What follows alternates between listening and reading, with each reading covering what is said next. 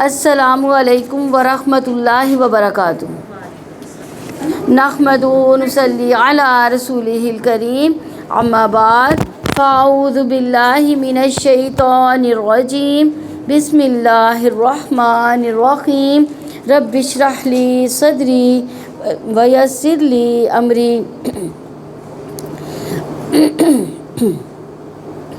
واحلل عقدۃ من لسانی یفقہوا قولی۔ ربی یسر ولا تعسر وتمم بالخیر۔ فمن اظلم ممن کذب علی اللہ وکذب بالصدق اذ جاءہ الیس فی جہنم مثوی للکافرین والذی جاء بالصدق وصدق بہ اولئک هم المتقون لهم ما یشاءون عند ربهم ذالک جزاء المحسنین۔ چنانچہ اس شخص سے بڑا ظالم کون ہوگا جس نے اللہ تعالیٰ پر جھوٹ بولا اور سچائی کو جھٹلایا جب وہ اس کے سامنے آئی؟ کیا ایسے کافروں کا ٹھکانہ جہنم نہ ہوگا؟ یعنی یہاں اللہ سبحانہ و تعالیٰ اپنے بندوں کو ڈراتے ہیں، خبردار کرتے ہوئے فرما رہے ہیں کہ اس شخص سے بڑا ظالم اور کوئی نہیں ہو سکتا جو اللہ تعالیٰ پر جھوٹ باندھ دے، یعنی کسی ایسی چیز کو اللہ کی طرف سے منسوب کر دے جو اس کے جلال، اس کی شان کے لائق ہی نہ ہو، یا پھر وہ نبوت کا دعویٰ کر دے کہ مجھے اللہ تعالیٰ نے نبی بنایا، حالانکہ اللہ تعالیٰ نے اس کو نبی نہیں بنایا۔ اسی طرح جہالت کی بنیاد پر بھی اللہ سبحانہ و تعالیٰ کی شان کے بارے میں، اس کی ذات کے بارے میں، اس کی صفات کے بارے میں کوئی غلط بات نہیں کرنی چاہیے، جیسے کہ سورہ الاعراف آیت نمبر 33 میں آتا ہے وَأَن تَقُولُوا عَلَى اللَّهِ مَا لَا تَعْلَمُونَ، کہ اللہ کے بارے میں تم وہ بات کرو جو تم نہیں جانتے۔ تو یہ بدترین بات ہوتی ہے بغیر علم کے اللہ تعالیٰ کے متعلق کوئی بات کرنا۔ اسی طرح اس شخص پر بڑا ظالم بھی کوئی نہیں ہے جس کے پاس حق واضح آ گیا ہو، یعنی واضح دلائل کے ساتھ حق آ چکا، لیکن اسے حق کو نہیں مانا، حق کی تکذیب بھی کی، اور یہ بہت بڑا ظلم ہوگا۔ ایسے لوگوں پر اللہ پر جھوٹ باندھیں گے، حق کو جھٹلائیں گے، ان کا ٹھکانہ کہاں پہ ہوگا؟ جہنم۔ اور جو شخص سچائی لے کر آیا، اس نے اس کی سچائی کی، یہی لوگ متقی ہیں۔ یعنی اللہ سبحانہ و تعالیٰ جھوٹے جھٹلانے والے کے ظلم اور اس کی سزا کا ذکر کرنے کے بعد اب سچے انسان اور اس کی تصدیق کرنے والے کے ثواب کا ذکر کرتے ہیں کہ جو شخص سچی بات لائے، سچ بات بتائے لوگوں کو، اپنے قول اور عمل میں بھی سچائی کا حامل ہو، تو اس سے مراد کون لوگ ہیں؟ پیغمبر ہوتے ہیں، ان کے فالور ہوتے ہیں، اور جو ان کی تصدیق کرتے ہیں۔ صدق بہ، سچی بات کو سچ ماننا بھی یہ بھی بہت بڑی نیکی ہے، کیونکہ بعض کا انسان سچی بات تو کرتا ہے، سچ بولتا ہے، سچ کو پسند بھی کرتا ہے، لیکن انا کا شکار ہو جاتا ہے، تو کسی کی درست بات کو مانتا ہی نہیں ہے، پھر وہ انا کی وجہ سے۔ انا کا شکار ہونا، حق کو پہچاننے کے باوجود اس کا انکار کرنا، یہ بھی درست بات نہیں ہے۔ لیکن جس کے اندر یہ دونوں صفات پائی جائیں، پہلی صرف کہ وہ خود بھی سچا ہو، اس کے ساتھ ساتھ وہ سچائی کی تصدیق بھی کرے، یعنی سچ سامنے آ جائے تو اس کو سچ مانے، اس کو سچ کہے، تو یہی لوگ دراصل متقی ہیں، کیونکہ متقی کے علاوہ کوئی چیز نہیں جو انسان کے اندر یہ خوبی پیدا کرے۔ اور سچائی کی جہاں تک بات ہے تو سچ اللہ تعالیٰ کو بہت ہی پسند ہے۔ اس لیے عبداللہ رضی اللہ عنہ سے روایت ہے، نبی صلی اللہ علیہ وسلم نے فرمایا، یقیناً سچ نیکی کی طرف رہنمائی کرتا ہے اور نیکی جنت کی طرف لے جاتی ہے، اور آدمی مسلسل سچ بولتا رہتا ہے یہاں تک کہ اللہ کے ہاں صدیق لکھ دیا جاتا ہے۔ اور بلا شبہ جھوٹ برائی کی طرف رہنمائی کرتی ہے اور برائی آگ کی طرف لے جاتی ہے، اور آدمی مسلسل جھوٹ بولتا رہتا ہے یہاں تک کہ اللہ کے ہاں جھوٹا لکھ لیا جاتا ہے۔ اسی لیے تو جو سچے لوگ ہیں، جو متقی لوگ ہیں، ان کے بارے میں کیا جزا بتائی گئی ہے؟ اور جو شخص سچائی لے کر آیا ہے، اس نے اس کی تصدیق کی، یہی لوگ متقی ہیں، ان کے لیے ان کے رب کے پاس وہ سب کچھ ہے جو وہ چاہیں گے۔ نیکی کرنے والوں کا یہی بدلہ ہے، یعنی جب اللہ تعالیٰ کے پاس واپس لوٹ کر جائیں گے تو انہیں کیا ملے گا؟ جو وہ پسند کریں گے۔ تو اس آیت میں محسنین کی بات کی گئی ہے۔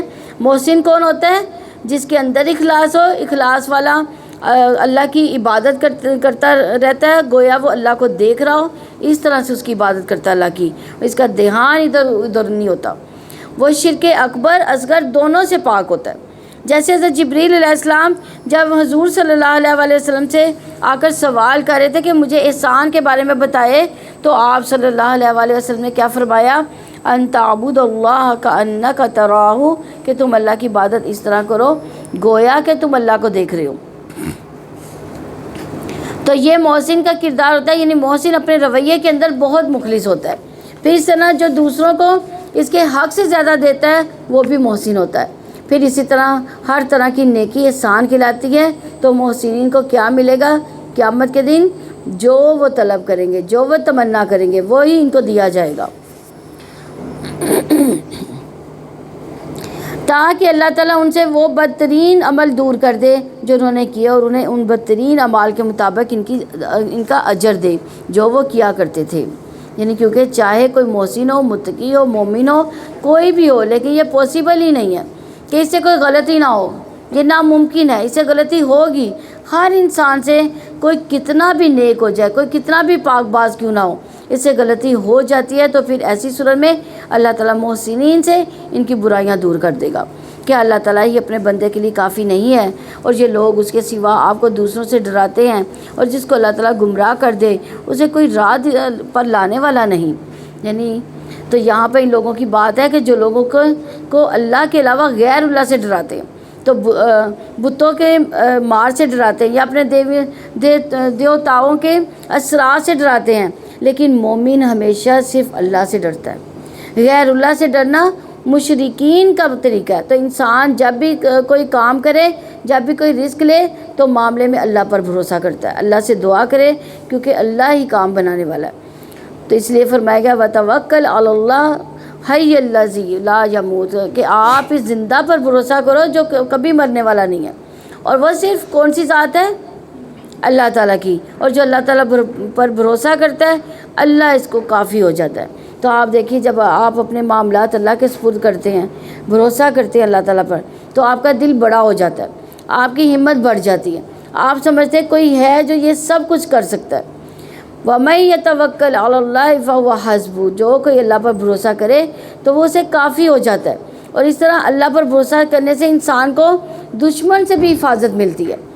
جیسا کہ ایک مشہور واقعہ کہ جس میں نبی صلی اللہ علیہ وسلم ایک غزوہ کے بعد دوپہر کو کہیں آرام کر رہے تھے ایک درخت کے سائے کے نیچے، آپ کی تلوار اس درخت کے ساتھ لٹک رہی تھی۔ تو اتنے میں ایک دشمن آیا، اس نے وہ تلوار اتار لی اور آپ کے اوپر سونت دی، اور آپ سے کہا آپ کو مجھ سے کون بچائے گا؟ تو آپ نے کیا فرمایا تھا؟ میرا اللہ۔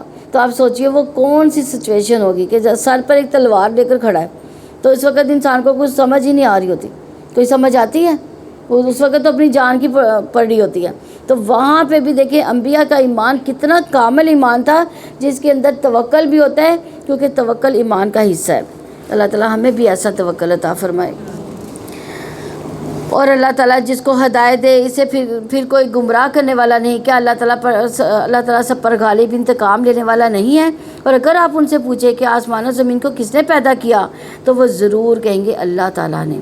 آپ کہہ دیں تو کیا تم نے دیکھا کہ اگر اللہ تعالیٰ مجھے نقصان پہنچانے کا ارادہ کر لے تو جن کو تم اللہ تعالیٰ کے سوا پکارتے ہو، کیا وہ ان کے نقصان کو ہٹانے والی ہے؟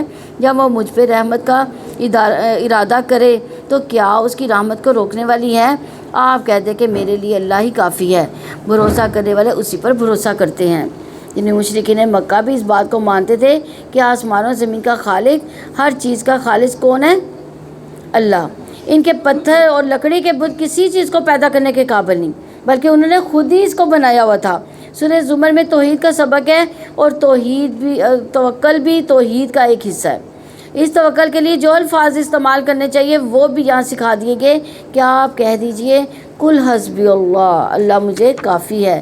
یہ کلمہ جو ہے حسبی اللہ، یہ مبارک کلمہ ہے جو دو مقامات پر کہا جاتا ہے۔ ایک نفع حاصل کرنے کے موقع پر، یعنی جس وقت انسان کو کوئی فائدہ حاصل نہ ہو، دوسرے نقصان کو دور کرنے کے موقع پر۔ ہم دیکھتے ہیں کہ وہ دو عظیم پیغمبروں نے یہ دعا کی تھی۔ کون سے دو عظیم پیغمبر تھے جنہوں نے یہ دعا کی تھی؟ میں پیچھے پاروں میں بتا چکی ہوں۔ ہاں جی، ایک حضرت ابراہیم علیہ السلام نے اس وقت یہ کلمہ پڑھا تھا کہ جب ان کو آگ میں پھینکا جا رہا تھا، اور دوسرا محمد صلی اللہ علیہ وآلہ وسلم نے جب لوگوں نے مسلمانوں کو ڈرانے کے لیے کہا تھا کہ لوگوں نے تمہارے لیے فوج جمع کر لی ہے، تم اس سے ڈرو، تو اس بات نے ان کا ایمان بڑھا دیا تھا۔ انہوں نے کہا کہ ہمارے لیے اللہ ہی کافی ہے اور وہ اچھا کارساز ہے۔ یہ کب کی بات ہے؟ غزوہ احد میں جب مسلمانوں کو وقتی شکست ہوئی تھی تو بعد میں مسلمانوں کو فتح ہوئی تھی تو مسلمانوں نے ان کا پیچھا کیا تھا، تو کفار قریش نے مسلمانوں کو ڈرانے کے لیے ایک آدمی کو بھیجا تھا، تو ادھر ان کے ایمان میں اور اضافہ ہو گیا۔ انہوں نے کہا اللہ ہی ہمیں کافی ہے۔ آپ کہتے ہیں اے میری قوم تم اپنی جگہ عمل کرو، یقیناً میں بھی عمل کرنے والا ہوں، پھر جلدی تم جان لو گے کس پر ایسا عذاب آتا ہے کہ اسے رسوا کر دے گا، اور کس پر وہ عذاب آ پڑتا ہے جو ہمیشہ قائم رہنے والا ہے۔ تو پھر دنیا اور آخرت میں رسوائی اللہ کے عذاب کی شکل میں ہوتی ہے، اور ہم دیکھتے ہیں کہ کس کی انہیں دھمکی دی گئی، وہ کفار مکہ کے ساتھ پوری ہوگی۔ دنیا میں بھی اللہ تعالیٰ نے ان کو عذاب دیا، جیسے وہ قتل ہوئے، قیدی ہوئے، ان کو بھوک اور قحط میں مبتلا کیا گیا، اور اسی طرح بدر کے میدان میں پہنچے، پھر وہاں سے جہنم رسید ہوئے۔ تو انسان کو ہمیشہ اللہ سے اپنے گناہوں کی وجہ سے جو سزا آتی ہے اسے بچنے کی دعا کرنی چاہیے۔ کون سی دعائیں ہیں؟ اللہم انی اعوذ بک من الفقر والقلۃ والذلۃ واعوذ بک من ازلم او ازلم، اور اسی طرح اللہم احسن عاقبتنا فی الامور کلہا واجرنا من خزی الدنیا والعذاب الآخرہ، کہ اللہ ہمارے تمام معاملات کو انجام اچھا کرو، ہمیں دنیا اور آخرت کی رسوائی سے محفوظ فرماؤ۔ یقیناً ہم نے آپ پر تمام انسانوں کے لیے حق کے ساتھ کتاب نازل کی، چنانچہ جو سیدھے راستے پر چلے تو وہ اپنی جان کے لیے، اور جو گمراہ ہو گیا تو یقیناً وہ اپنے لیے گمراہ ہوگا، اور آپ ان پر ہرگز کوئی ذمہ دار نہیں۔ اللہ تعالیٰ جانوں کو ان کی موت کے وقت، اور ان کی موت نہیں آئی، ان کو سونے کے وقت اپنے قبضے میں لے لیتا ہے، پھر وہ اسے روک لیتا ہے جس پر اسے موت کا فیصلہ کیا، اور دوسروں کو ایک مقررہ وقت تک بھیج دیتا ہے۔ یقیناً اس میں ان لوگوں کے لیے نشانیاں جو غور و فکر کرتے ہیں۔ تو اس سے پتہ چلتا ہے کہ جب انسان سوتا ہے تو یہ نیند جو ہے موت کی بہن ہے، تو موت کا ایک ایکسپیرینس ہے، یعنی نیند کی حالت میں ایک روح چلی جاتی ہے، جس کی وجہ سے انسان نہ پھر سکتا ہے، نہ سن سکتا ہے، نہ کام کاج کر سکتا ہے۔ تو ایک اور ہی دنیا میں وہ انسان ہوتا ہے، اور اسی بنا پر بعض کا وہ مرے ہوئے لوگوں سے بھی جا ملتا ہے، یعنی بعض کا ایسے ہوتا ہے نا، انسان موت کی حالت میں ہی روح پرواز کر جاتی ہے، یعنی وہ کہتے ہیں ستا ہی سو گیا کہتے ہیں نا، تو اس کی وہ روح مختلف جگہوں پر مختلف مشاہدات کرتی ہے۔ تو آپ نے سنا ہوگا کہ کوئی لوگ سوتے ہیں اور پھر دوبارہ نہیں اٹھتے، یعنی سوتے ہی چلے جاتے ہیں، کیونکہ جس کی موت کا فیصلہ ہو چکا ہے اس کی روح جو ہے وہ واپس نہیں لٹائی جاتی بلکہ دوسری بھی لے لی جاتی ہے، تو جو اس کے جسم میں ہوتی ہے۔ اور جہاں آخر میں جو بات فرمائی گئی کہ اس میں غور و فکر کرنے والوں کے لیے نشانیاں ہیں، اس لیے مقاتل کہتے ہیں اس میں ان لوگوں کے لیے نشانیاں جو قیامت کے دن قبروں سے اٹھنے کے معاملے میں غور و فکر کرتے ہیں کہ قیامت کے دن دوبارہ کیسے اٹھیں گے، ایسے ہی جیسے اللہ دنیا میں دوبارہ روح بھیج دیتا ہے۔ جب ہم سوتے ہیں تو روح دوبارہ آتی ہے نا جسم میں، ایسے ہی قیامت کے دن بھی آئے گی۔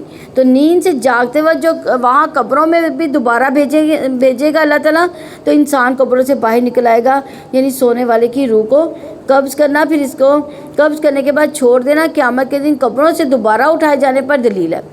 تو انسان کو سوتے جاگتے وقت اپنی موت کو یاد رکھنا چاہیے، اس لیے ہم صبح رات سوتے ہوئے کیا دعا کرتے ہیں؟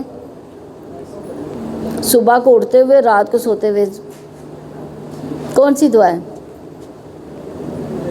یہ آپ لوگوں کے امتحان بھی ہو رہے ہیں ساتھ ساتھ۔ اللہم بسمی کا اموت و احیا، یہ رات کو سوتے ہوئے پڑھتے ہیں، اور صبح اٹھتے الحمدللہ الذی احیانا بعد ما اماتنا و الیہ النشور۔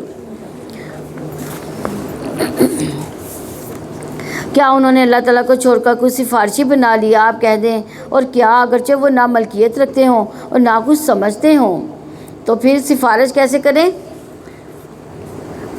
آپ کہتے ہیں کہ سفارش ساری کی ساری اللہ تعالیٰ کے اختیار میں ہے، آسمان و زمین کی بادشاہت اسی کے لیے ہے، پھر اسی کی طرف تم لٹائے جاؤ گے۔ اور جب اکیلے اللہ تعالیٰ کا ذکر کیا جاتا ہے تو ان لوگوں کے دل تنگ پڑتے ہیں۔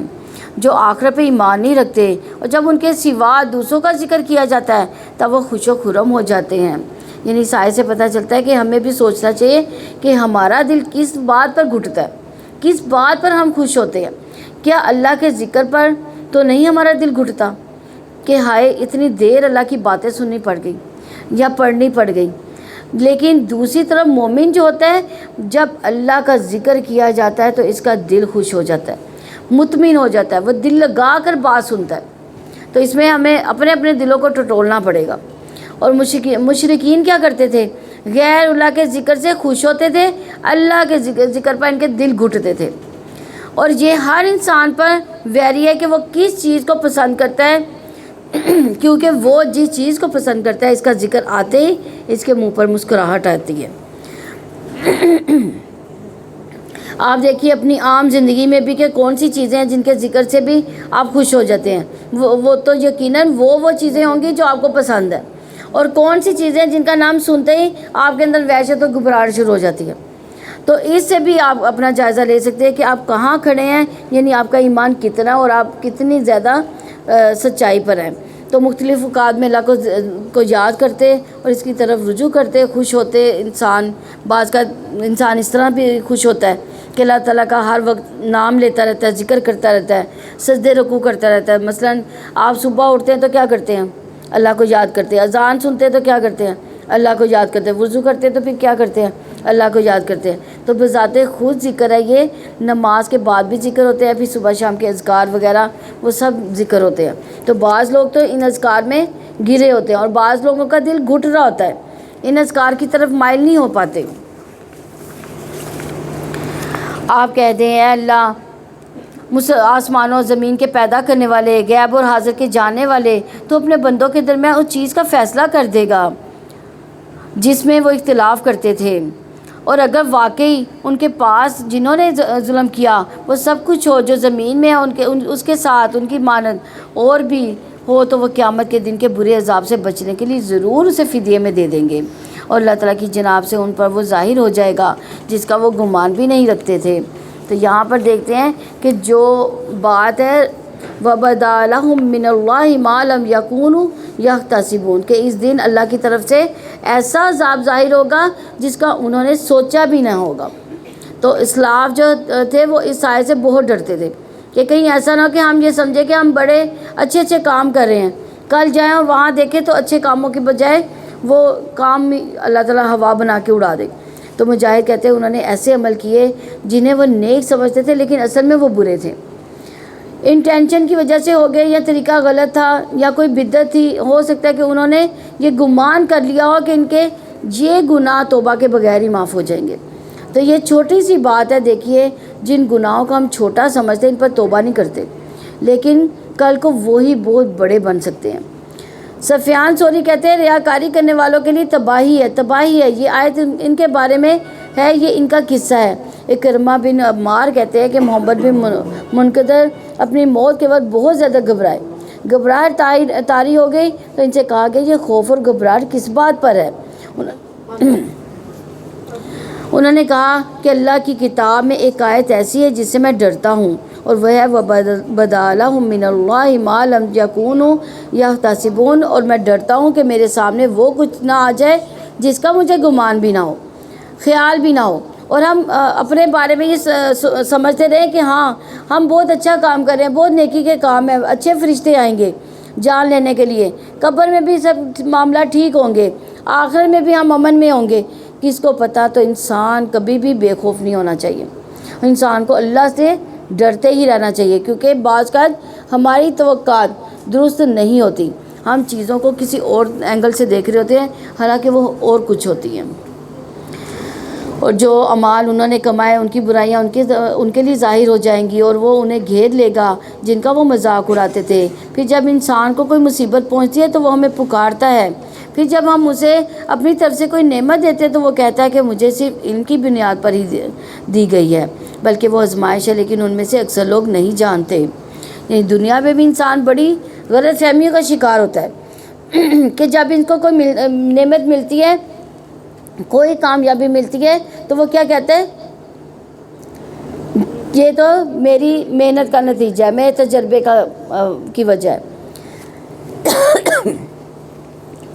میں نے اس پر محنت کی ہے اور یہ میرے علم کی بنا پر ملی ہے، یا اللہ نے مجھے وہ چیز سکھائی ہے۔ حقیقت یہ ہے، یہ فتنہ ہے۔ ہر نعمت انسان کے لیے آزمائش ہے۔ انسان کو یہ سوچنا چاہیے، اب مثال کے طور پر ہمیں اگر نعمت قرآن ملی ہے تو اس میں ہمارا امتحان بھی ہے کہ ہم اس پر اب جو پڑھ لیا، سن لیا، عمل کرتے ہیں، کتنا ہم عمل کرتے ہیں اس پر، اپنی زندگی کو کتنا اس کے ساتھ بدلتے ہیں۔ وَلَٰكِنَّ أَكْثَرَهُمْ لَا يَعْلَمُونَ، لیکن اکثر لوگ یہ نقطہ نہیں سمجھتے، نہیں جانتے کہ نعمتیں آزمائش ہے اور انسان کا امتحان ہے، جس کی وجہ سے اللہ تعالیٰ انہیں ڈھیل دے کر پھر پکڑتا ہے۔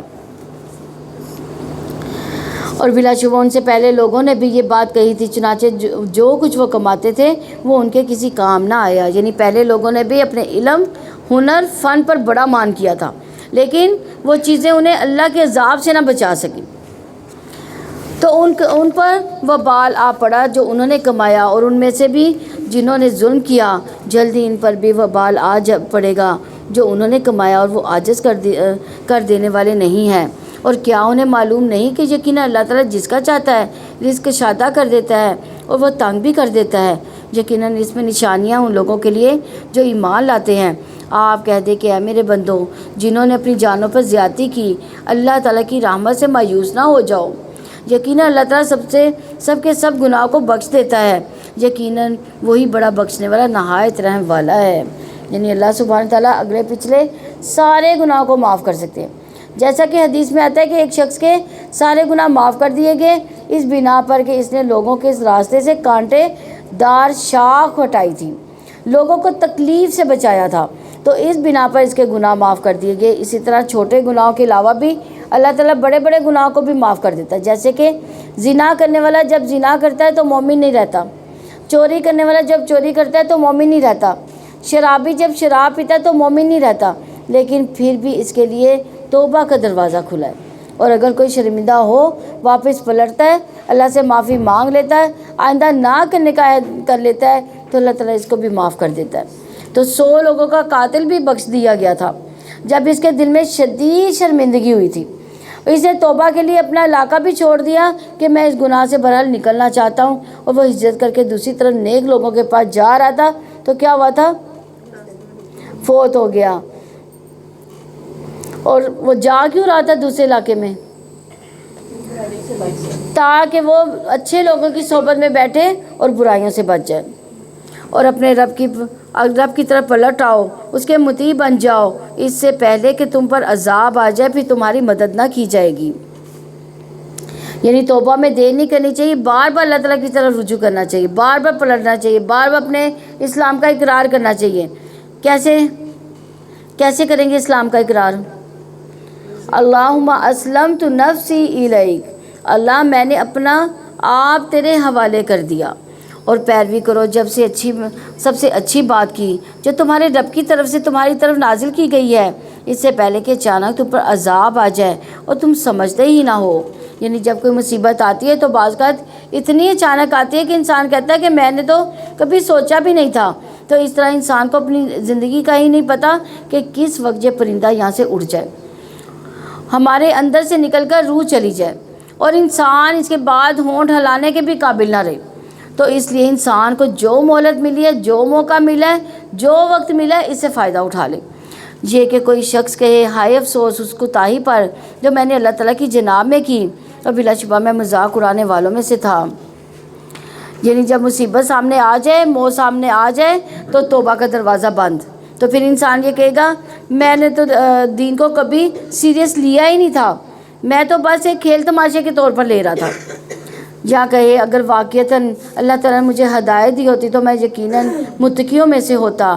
یا جب وہ عذاب دیکھے گا تو کہے گا کاش واقعی مجھے ایک بار دنیا میں لوٹ جانا ہو تو میں نیک عمل کرنے والوں میں سے ہو جاؤں۔ کیوں نہیں، بلا شبہ میری آیات تمہارے پاس آئی تھیں تو تو نے انہیں جھٹلایا، تکبر کیا، تو انکار کرنے والوں میں سے تھا۔ اور قیامت کے دن آپ ان لوگوں کو دیکھیں گے جنہوں نے اللہ تعالیٰ پر جھوٹ باندھا کہ ان کے چہرے سیاہ ہوں گے۔ کیا جہنم میں تکبر کرنے والوں کا کوئی ٹھکانہ نہیں ہے؟ یعنی پارے کا آغاز اسی بات سے شروع ہوا تھا کہ اس سے بڑا ظالم کون ہے جو اللہ پر جھوٹ باندھتے ہیں، اور جہاں اس کی سزا بتا دی گئی کہ جو اللہ پر جھوٹ باندھتے ہیں قیامت کے دن ان کے چہرے کیسے ہوں گے؟ سیاہ ہوں گے۔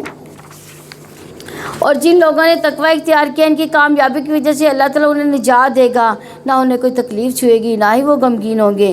اللہ تعالیٰ ہر چیز کا خالق ہے اور وہی ہر چیز پر نگہبان ہے، یعنی سب چیزوں کی نگرانی بھی وہی کر رہا ہے اور یہ چیزیں کیسے کام کر رہی ہیں اس کی منشا کے مطابق۔ آسمان و زمین کی کنجیاں اسی کے پاس ہیں، اور جن لوگوں نے اللہ تعالیٰ کی آیات کا انکار کیا وہی خسارہ پانے والے ہیں، یعنی سارے خزانوں کا مالک وہی ہے۔ آپ کہہ دیں کہ جالو تو کیا تم مجھے حکم دیتے ہو کہ میں غیر اللہ کی عبادت کروں؟ اور بلا شبہ یقیناً آپ کی طرف اور آپ سے پہلے لوگوں کی طرف وحی کی گئی کہ اگر آپ نے شرک کیا تو یقیناً ضرور آپ کا عمل ضائع ہو جائے گا اور آپ ضرور خسارہ اٹھانے والوں میں سے ہو جاؤ گے۔ یعنی شرک کا گناہ کسی سے بھی قابل قبول نہیں ہے، تو اس لیے انسان کو سب سے زیادہ جس چیز کی فکر ہونی چاہیے وہ اپنی زندگی سے شرک نکالنے کی۔ اور وہ کب نکلے گا؟ جب اسے پتہ چلے گا کہ شرک ہے کیا، یعنی اس کو شرک کا پتہ ہوگا تبھی وہ اپنی زندگی سے نکال سکے گا، کیونکہ اگر پتہ ہی نہیں کہ شرک ہے کیا تو شرک سے نکلے گا کیسے پھر وہ انسان۔ فَاعْلَمُوا أَنَّهُ لَا إِلَٰهَ إِلَّا اللَّهُ، اس بات کا علم حاصل کرنا کہ اللہ ایک ہے۔ کون سی چیزیں اللہ کی ذات، اللہ کی صفات میں شریک ہو جاتی ہیں اور کیا کہنا شرک ہو جاتا ہے، ان باتوں کا خوب علم ہونا چاہیے انسان کو، ورنہ تو اللہ شرک کو معاف نہیں کرے گا، اور باقی گناہ تو چاہے سزا دے چاہے معاف کر دے۔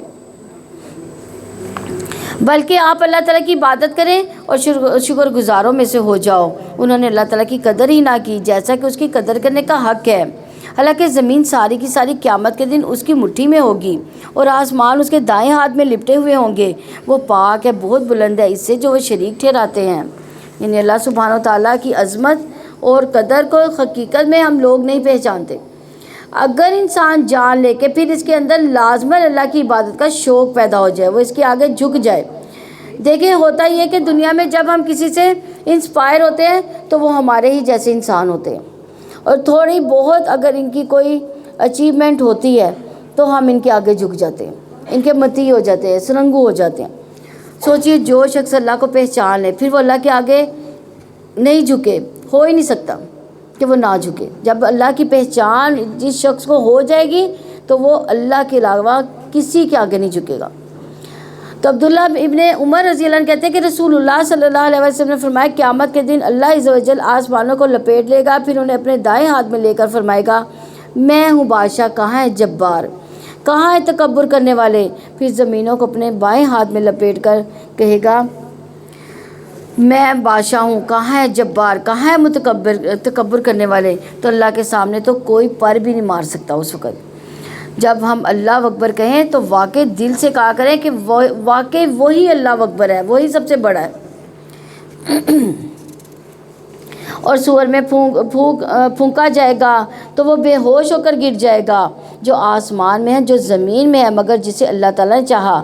پھر اس میں دوسری بار سور پھونکا جائے گا تو اچانک وہ کھڑے دیکھ رہے ہوں گے، اور زمین اپنے رب کے نور سے چمک اٹھے گی اور کتاب رکھ دی جائے گی اور انبیاء اور گواہوں کو لایا جائے گا، اس کے درمیان حق کے ساتھ فیصلہ کر دیا جائے گا اور ان پر کوئی ظلم نہیں کیا جائے گا۔ یہ تفصیل بتا دی گئی کہ سب ہوگا کیسے۔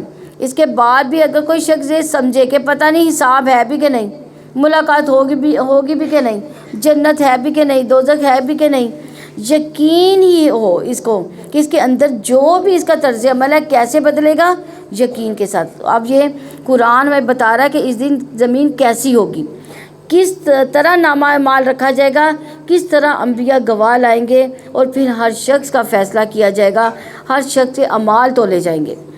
تو حدیث میں آتا ہے قیامت کے دن لوگوں کا حشر سفید اور سرخی امیز زمین پر ہوگا، جیسے میدے کی روٹی صاف اور سفید ہوتی ہے، اس پر کسی چیز کا کوئی نشان نہیں ہوتا، تو جس پر ہر شخص کھڑا ہوگا اور کوئی شخص کسی کے پیچھے چھپ نہ سکے گا، روشنی بھی ہوگی وہاں، تو پھر ہر شخص کے اعمال، اس کے کام، اس کی شکل، ہر چیز واضح بھی ہو جائے گی۔ ہم سب کو اس جگہ سے گزرنا ہے، دیکھنا ہے، اسے اپنی زندگی میں دیکھتے رہا کریں، کبھی اپنے آپ کو کسی جگہ لے جا کر کھڑا کریں تاکہ جس دن یہ ایسا عمل پیش آئے تو ہم اس سے بے خبر نہ ہوں۔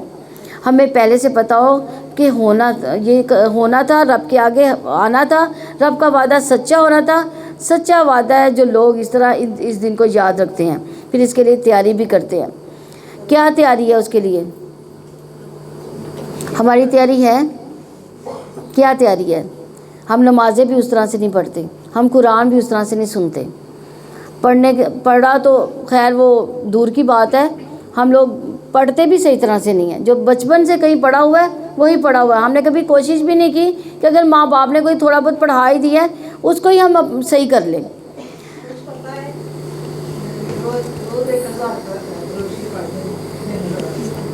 الحمدللہ. جب اللہ تعالیٰ قیامت کے دن لوگوں کا فیصلہ کرنے آئیں گے تب زمین اس کے نور سے روشن ہوگی. زمین پر روشنی سورج اور چاند کی وجہ سے نہیں ہوگی، کیونکہ سورج چاند کو لپیٹ دیا جائے گا، ان کی روشنی ختم کر دی جائے گی. اور یہ ہم پڑھتے ہیں سورج حشر میں بالکل قریب آ جائے گا. تو یہ اس وقت ہوگا جب حشر میں وقوف لمبا ہوگا اور ابتدا میں نہیں ہوگا. اور ہر شخص کو پورا بدلہ دیا جائے گا جو اس نے کیا، اور وہ اس کو خوب جانتا ہے جو کچھ وہ کرتے ہیں. یعنی آپ دیکھیں کہ جو لوگ جاب کرتے ہیں، کام کرتے ہیں، جب ان کا کام مکمل ہوتا ہے، مہینہ مکمل ہوتا ہے، تو اس کو کیا ملتی ہے؟ سیلری ملتی ہے. تو وہ اس کے کام کی اجرت ہوتی ہے، اس کی مزدوری ہوتی ہے. اسی طرح قیامت کے دن بھی ہمارے اعمال کی اجرت ہمیں دی جائے گی، پورا بدلہ دیا جائے گا. جو ہم اس دنیا میں کما کر جا رہے ہیں وہ آخرت کی کمائی ہماری ہوگی، وہاں پہ ہمیں دی جائے گی. اور جن لوگوں نے کفر کیا وہ گروہ در گروہ جہنم کی طرف ہانکے جائیں گے، حتیٰ کہ جب وہ اس کے پاس میں پہنچیں گے تو ان کے دروازے کھول دیے جائیں گے. ان کے نگران ان سے کہیں گے کیا تمہارے پاس خود تمہیں میں سے کوئی رسول نہیں آئے تھے جو تمہیں تمہارے رب کی آیات پڑھ کر سناتے اور تمہیں اس دن کی ملاقات سے ڈراتے ہوں؟ وہ کہیں گے کیوں نہیں، لیکن عذاب کی بات کافروں پر ثابت ہو گئی، کیونکہ ہر شخص پڑھا لکھا نہیں ہوتا خود سے پڑھ سکے، اس لیے پڑھ کر سنانے کی بات کی گئی ہے. یہاں پہ حجت تمام کر دی گئی ہے. اب یہ ہے کہ کفار کے بھی مختلف گروہ ہوں گے، یعنی جس طرح کے جرم ہوں گے ویسے ہی لوگ اکٹھے کر دیے جائیں گے، مخصوص دروازے سے وہ داخل ہوں گے. اسی طرح متقی لوگوں کے بھی الگ الگ گروہ ہوں گے، کوئی مقربین میں سے ہوگا، کوئی صالحین میں سے ہوگا، کوئی انبیاء میں سے ہوگا، کوئی شہداء میں سے، کوئی جنت کے بھی مختلف درجے ہیں اور مختلف لیولز ہیں. پھر جیسا جس کا عمل ہوگا اس کو اسی درجے میں رکھا جائے گا. کہا جائے گا داخل ہو جا جہنم کے دروازوں میں، اس میں ہمیشہ رہنے والے ہو. چنانچہ برائے تکبر کرنے والوں کا ٹھکانہ ان لوگوں کو جو اپنے رب سے ڈر کر رہے. گروہ در گروہ جنت کی طرف لایا جائے گا، یہاں تک کہ جب وہ اس کے پاس آئیں گے جنت کے دروازے کھول دیے جائیں گے اور ان کے نگران سے کہیں گے سلام ہو تم پر، پاکیزہ رہے تم، چنانچہ اس میں داخل ہو جاؤ، ہمیشہ رہنے والے ہو. یہاں جنتیوں کے بھی گروہوں کا ذکر ہے، ان کے تقویٰ کے لیول کے اعتبار سے ان کے گروہ ہوں گے. ابو ہریرہ رضی اللہ عنہ کہتے ہیں کہ نبی صلی اللہ علیہ وسلم نے فرمایا پہلی جماعت جو جنت میں داخل ہوگی اس کے چہرے 14ویں رات کے چاند کی طرح چمکتے ہوں گے، اور جو ان کے بعد داخل ہوں گے وہ جگمگاتے ستاروں کی طرح ہوں گے. ان سب کے دل الفت اور محبت میں ایک شخص کی طرح ہوں گے. ان میں سے نہ کسی کا بعد میں اختلاف ہوگا، نہ باہمی دشمنی ان کی ہوگی. یہ اہل جنت کی شان ہے کہ آپس میں نہ دل میں کوئی بات، نہ زبان پر کوئی بات، نہ کلیشز ان کے ہوں گے، بلکہ ایک دل کی طرح ہوں گے. سب ایک دوسرے سے محبت کرنے والے ہوں گے. تو جنت کا دروازہ، اس کے علاوہ جنت کا دروازہ سب سے پہلے کس کے لیے کھولا جائے گا؟ نبی صلی اللہ علیہ وسلم کے لیے. رسول اللہ صلی اللہ علیہ وسلم نے فرمایا میں قیامت کے دن جنت کے دروازے پر آؤں گا، اسے کھلواؤں گا. پھر جنت کا دروگا کہے گا آپ کون ہیں؟ میں کہوں گا محمد صلی اللہ علیہ وسلم. وہ کہے گا مجھے آپ سے پہلے کسی کے لیے دروازہ کھولنے کا حکم نہیں دیا گیا. یعنی آپ صلی اللہ علیہ وسلم ہی سب سے پہلے افتتاح یعنی اوپننگ کریں گے. سب سے پہلے آپ صلی اللہ علیہ وسلم انٹر ہوں گے اور آپ صلی اللہ علیہ وسلم کی امت ساتھ ہی داخل ہوں گے. یعنی آپ صلی اللہ علیہ وسلم کی امت بھی آپ کے ساتھ ہی ہوگی. اور اس وقت وہ کیا کہیں گے؟ اور وہ کہیں گے سب تعریف اللہ تعالیٰ کے لیے ہے جس نے ہمارے ساتھ اپنا وعدہ سچا کیا اور ہمیں زمین کا وارث بنا دیا اور ہم جنت میں سے جہاں چاہیں گے جہاں جگہ بنا لیں. سو کیا ہی بہترین اجر ہے عمل کرنے والوں کا. تو اتنی چوائسیز ہوں گی ہر جنتی کے لیے، جہاں اس کا دل چاہے گا چلا جائے گا. دنیا میں اگر آپ کسی اچھی جگہ پر ہالیڈیز کے لیے جانا چاہیں تو پہلے آپ کو پیسے جمع کرانے پڑیں گے، اس کے بعد سارے ریویوز دیکھیں گے، بکنگ کروائیں گے، کبھی کینسل فلائٹ کر دیتے ہیں، یعنی مختلف طرح کے مسائل بھی ہو سکتے ہیں، اور وہاں پہنچ کر بھی بعض کا آپ کو اپنی پسند کی چیزیں نظر نہیں آتی. تو لیکن جنت کیسی ہوگی؟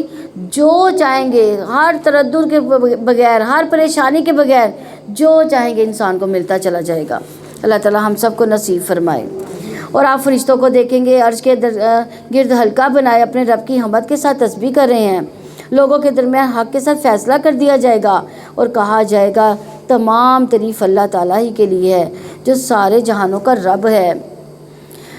تو پوری کائنات اللہ کی حمد کر رہی ہے. آسمان والے، زمین والے، نیک بد، جن و انس، حتیٰ کہ آگ والے بھی اللہ کی حمد بیان کرتے ہیں.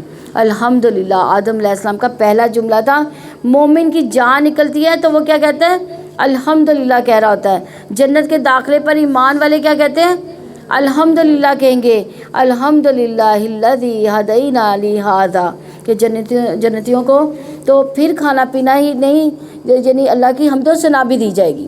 نبی صلی اللہ علیہ وسلم فرماتے ہیں یقیناً اہل جنت کھائیں گے جنت میں اور پئیں گے، لیکن نہ ان میں تھوکے ہوں گی، نہ پیشاب کریں گے، نہ رفع حاجت ہوگی، نہ ہی ناک میں کوئی گندگی ہوگی، کوئی گندگی نہ ہوگی کسی بھی طرح کی. صحابہ نے پوچھا پھر ان کے کھانے کا کیا بنے گا؟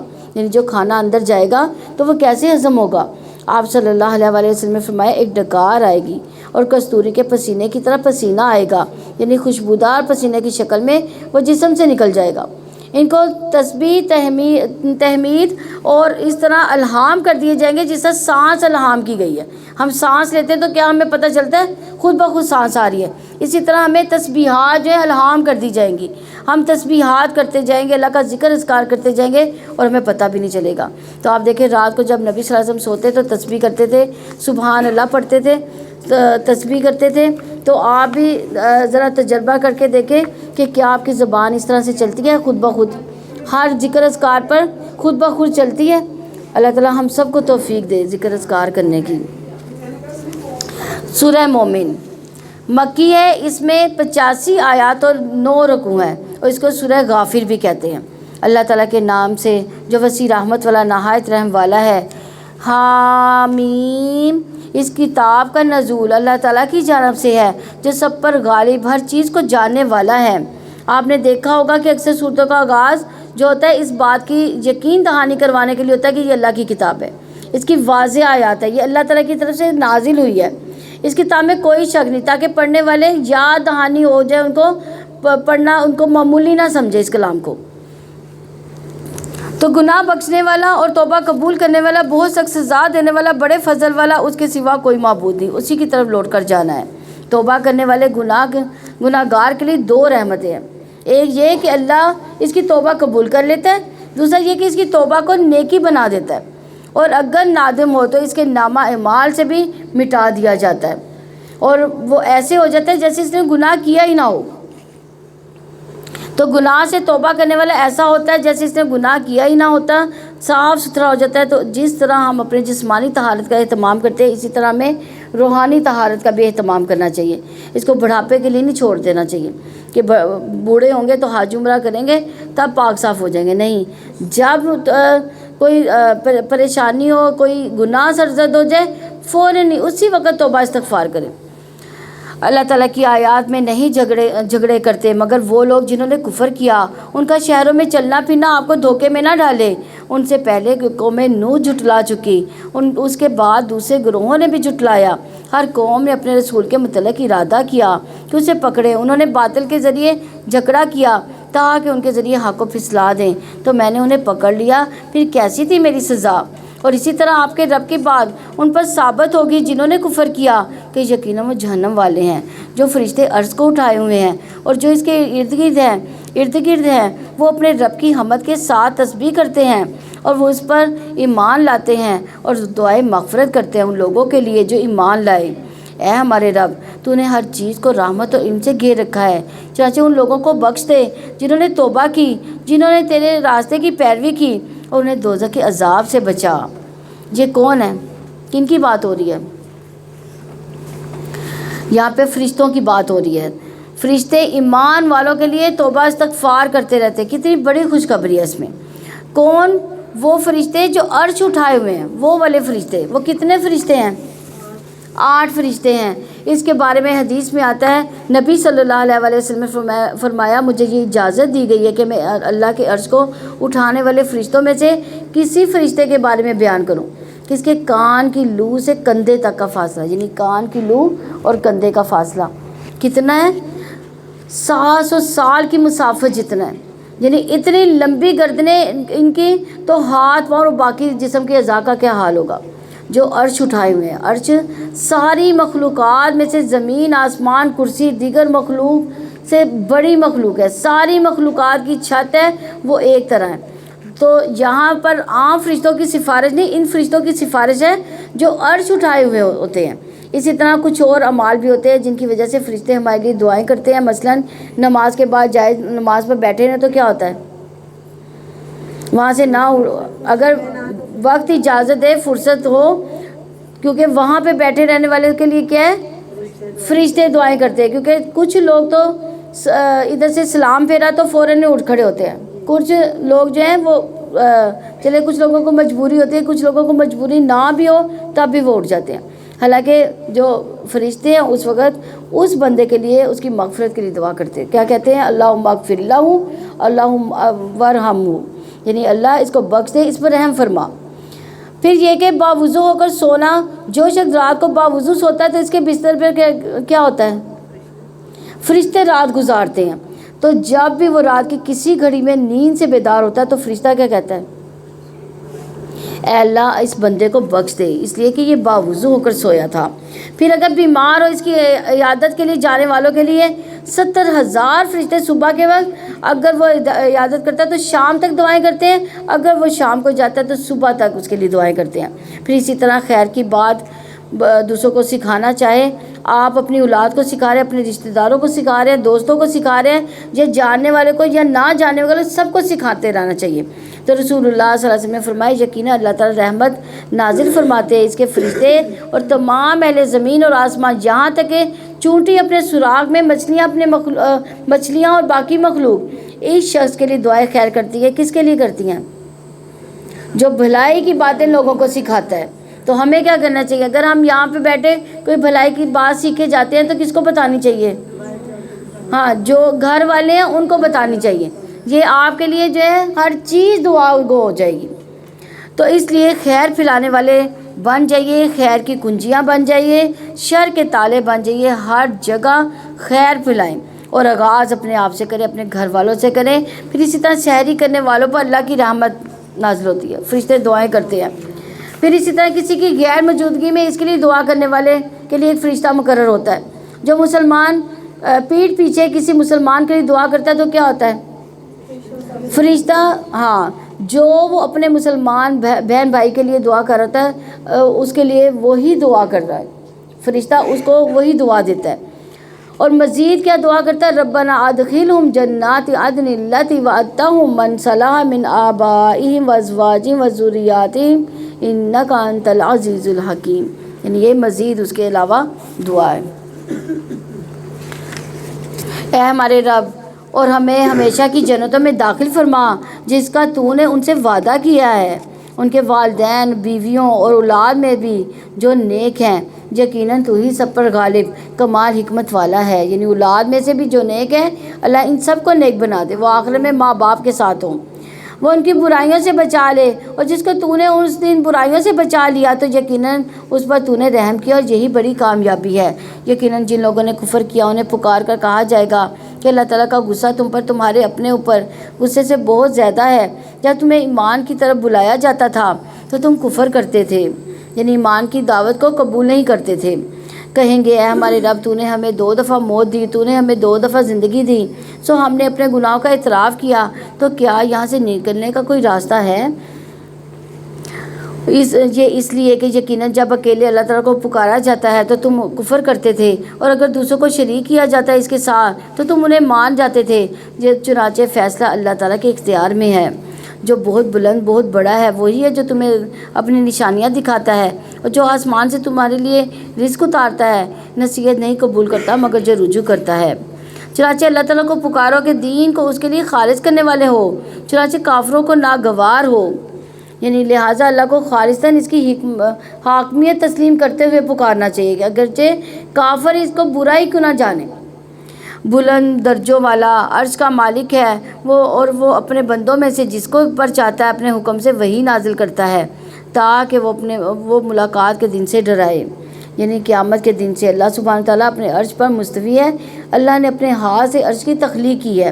حدیث میں آتا ہے کہ اللہ نے 4 چیزوں کو اپنے ہاتھ سے بنایا۔ کون سی 4 چیزیں؟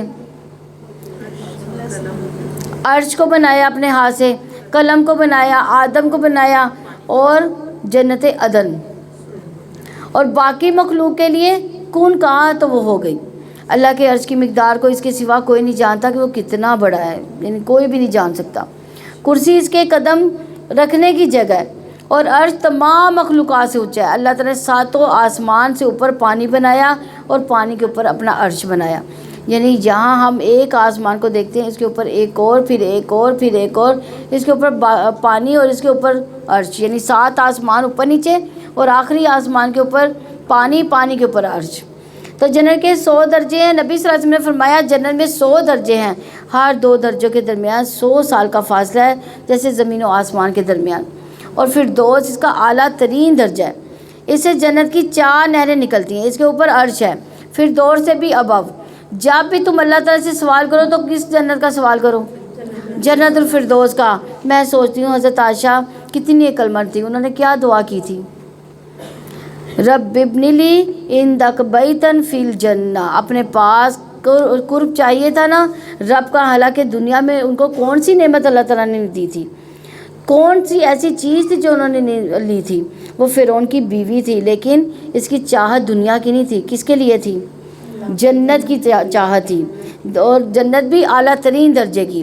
ابو ہریرہ رضی اللہ عنہ کہتے ہیں کہ نبی صلی اللہ علیہ وسلم نے فرمایا جب تم اللہ سے سوال کرو تو کس کا سوال کرو؟ ہاں، فردوس کا سوال کرو، کیونکہ وہ جنت کا بہترین اور بلند ترین حصہ ہے، اس کے اوپر رحمان کا عرش ہے، اس سے جنت کی نہریں نکلتی ہیں۔ اللہ تعالیٰ ہم سب کو بھی جنت الفردوس عطا فرمائے۔ عرش بہت بلند ہے اور رب اس سے بھی بلند ہے، اور عرش کے اوپر کتاب بھی ہے۔ کون سی کتاب ہے عرش کے اوپر؟ لوح محفوظ۔ تو ہم اللہ کے بارے میں سوچیں کہ اس طرح سوچا کریں کہ اتنا بلند، اتنا بڑا، یعنی امیجینیشن میں بہت بڑا اللہ تعالیٰ رکھا کرے۔ جس دن سب لوگ صاف ظاہر ہو جائیں گے، اللہ تعالیٰ سے ان کی کوئی چیز پوشیدہ نہ ہوگی۔ آج بادشاہت کس کے لیے ہے؟ اللہ تعالیٰ کے لیے ہے، جو اکیلا ہے، وہ دبدبے والا ہے۔ آج ہر شخص کو بدلہ دیا جائے گا جو اس نے کمایا تھا۔ آج کوئی ظلم نہیں، یقیناً اللہ تعالیٰ بہت جلد حساب لینے والا ہے۔ یعنی بار بار یہی بات دہرائی جا رہی ہے، جو کرو گے وہی کاٹو گے۔ ہم میں سے ہر ایک کو یہی بات سوچنی چاہیے۔ حدیث میں آتا ہے نبی صلی اللہ علیہ وسلم نے فرمایا، اللہ تعالیٰ فرماتے ہیں اے میرے بندو، یہ تمہارے اعمال ہیں جنہیں میں تمہارے لیے شمار کر رہا ہوں، پھر میں تمہیں ان کا پورا بدلہ دوں گا۔ تو جو آدمی بہتر پائے وہ اللہ کا شکر ادا کرے، اور بہتر بدلہ نہ پائے وہ اپنے آپ کو ملامت کرے۔ اور آپ انہیں قریب آنے والی قیامت کے دن سے ڈرائیں جب دل ہلاک کے پاس غم سے بھرے ہوں گے، اور ظالموں کا نہ کوئی جگری دوست ہوگا، نہ ہی کوئی سفارشی جس کی بات مانی جائے۔ اللہ تعالیٰ آنکھوں کی خیانت کو جانتا ہے، اور اسے جو سینے چھپاتے ہیں، یعنی اللہ دل کے اندر چھپی ہوئی باتیں، برے خیالات، ان کو بھی جانتا ہے۔ یہاں اللہ تعالیٰ کے علم کے بارے میں خبر ہے کہ اس کا علم جو ہے کتنا کامل ہے، کوئی چیز، کوئی چھوٹی بڑی، باریک لطیف موٹی، سب اس کو پتہ ہے۔ یہ اس لیے بتایا جا رہا ہے تاکہ لوگ ڈرے کہ اللہ سے حیا کرے، اللہ کا تقوی اختیار کرے، اللہ کو اپنے اوپر نگران سمجھے، چھپ کر بھی برے کام نہ کریں، اور ایک اور بھی کہ انسان کسی حرام چیز پر نظر نہ ڈالے، اور چھپ کر حرام چیز کو نہ دیکھیں، نہ ہی اس کو دیکھے اور نہ ہی اس کو اپنائے۔ ابن عباس رضی اللہ عنہ کہتے ہیں اس آیت کی تفسیر میں اس سے مراد وہ شخص ہے جو لوگوں کے ساتھ بیٹھا ہوتا ہے تو وہاں سے کوئی عورت گزرتی ہے تو وہ لوگوں سے چوری چھپے اس عورت کو دیکھتا ہے۔ بعض اوقات مردوں کی عادت ہوتی ہے کہ عورتوں کو تاکنا یا گھورنا شروع کر دیتے ہیں، تو دوسرے لوگ ہمیں دیکھ رہے ہوتے ہیں کہ لوگوں سے شرم کھا کر اپنی نگاہ جھکا لیتے ہیں، لیکن کن اکھیوں سے وہ دیکھتے ہیں، یعنی وہ نظر لوگوں کے سامنے ضرور جھکاتے ہیں لیکن پھر بھی دیکھ رہے ہوتے ہیں۔ اور ابن عباس کہتے ہیں کہ اس سے مراد وہ مرد ہے جو عورت کو دیکھتا ہے اور جب اس کے ساتھی سے دیکھتے ہیں تو اسے اپنی نگاہ اسے جھکا لیتا ہے، پھر جب وہ دیکھتا ہے کہ لوگ بے خبر ہوں گے تو پھر اپنی نگاہ اٹھا کر وہ بری چیز مطلب بری نظر سے دیکھتا ہے. تو جب لوگ اس کو دیکھتے ہیں تو دوبارہ نگاہ جھکا لیتا ہے. اللہ عز و جل اس کو جانتا ہے کہ یہ بندہ چاہتا ہے کہ کاش وہ اس عورت کا کچھ اور بھی دیکھ سکے، یعنی وہ جو اس کے مخفی ہے سینے میں وہ بھی دیکھ لے، اس کے دل کی خرابی بھی اللہ تعالیٰ جانتا ہے. تو آپ دیکھیں کہ ٹیکسٹ میسیجز، ٹیلی فون جو کالز ہیں، چھپی دوستیاں، چھپ کر کی گئی ملاقاتیں جو حرام درجے میں آتی ہیں، اور کہاں اللہ سے یہ باتیں چھپی رہ سکتی ہیں اللہ تعالیٰ سے؟ کبھی بھی نہیں. اللہ سے کچھ بھی چھپا ہوا نہیں. اس لیے انسان کے تقوی کا یہ تقاضا ہے کہ ایسی ساری چیزوں کو صرف اللہ کے ڈر سے چھوڑ دے، اور یہ اللہ کا ڈر ہی انسان کو یہ ساری چیزوں سے جو منع کر سکتا ہے. وہ یعنی انسان جو ہے اللہ کے ڈر کی وجہ سے یہ ساری چیزیں چھوڑ سکتا ہے. اللہ تعالیٰ حق کے ساتھ فیصلہ کرتا ہے. جنہیں وہ اللہ تعالیٰ کے سوا پکارتے وہ کسی چیز کا فیصلہ نہیں کرتے. یقیناً اللہ تعالیٰ سب کچھ سننے والا ہے، سب کچھ دیکھنے والا ہے.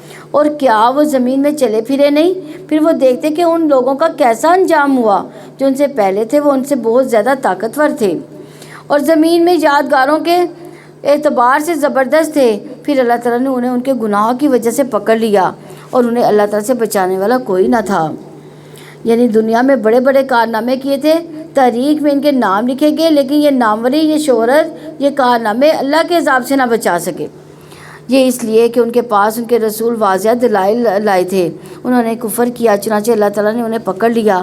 یقیناً وہ بہت قوت والا، سخت سزا دینے والا ہے. اور بلا شبہ یقیناً ہم نے موسیٰ کو اپنی نشانیوں اور کھلی دلیل کے ساتھ بھیجا. فرعون اور حامان اور قارون کی طرف تو انہوں نے کہا کہ جادوگر ہے، بہت جھوٹا ہے. اور پھر جب وہ ہماری طرف سے حق لے کر ان کے پاس آیا تو انہوں نے کہا کہ قتل کر دو ان لوگوں کے بیٹوں کو جو اس کے ساتھ ایمان لائے ہیں، اور زندہ رہنے دو ان کی عورتوں کو. اور کافروں کی خفیہ تدبیر سراسر ناکام تھی. اور فرعون نے کہا چھوڑو مجھے، میں موسیٰ کو قتل کر دوں، اور چاہیے کہ وہ اپنے رب کو پکارے. یقیناً میں ڈرتا ہوں کہ وہ تمہارا دن بدل ڈالے گا یا وہ ملک میں فساد پھیلائے گا. اور موسیٰ نے کہا یقیناً میں نے ہر متکبر سے اپنے اور تمہارے رب کی پناہ لی ہے جو بھی حساب کے دن پر ایمان نہیں رکھتا. اور آل فرعون میں سے ایک مومن شخص نے جو اپنا ایمان چھپاتا تھا کہا کیا تم ایک شخص کو صرف اس بات پر قتل کر دو گے کہ وہ کہتا ہے اللہ تعالیٰ میرا رب ہے، حالانکہ یقیناً وہ تمہارے پاس تمہارے رب کی جناب سے واضح دلائل لے کر آیا ہے. اگر وہ جھوٹا ہے تو اس کا جھوٹ اسی پر ہے، اگر وہ سچا ہے تو اس میں سے تمہیں کچھ حصہ پہنچے گا جس کی وہ تمہیں دھمکی دیتا ہے. یقیناً اللہ تعالیٰ اس شخص کو ہدایت نہیں دیتا جو حد سے گزرنے والا سخت جھوٹا ہے. یعنی اب تک تو وہ چپ تھا، دل میں ایمان تھا، لیکن اب اس نے ڈکلیئر کر دیا اور کہنے لگا کہ وہ ایسے ہی کوئی جھوٹی بات نہیں کہہ رہا، اس کے پاس دلائل ہیں. تو یہاں سے اس مرد مومن کی سپیچ شروع ہوتی ہے جو اس نے فرعون کے دربار میں اعلان نڈر ہو کر دی تھی.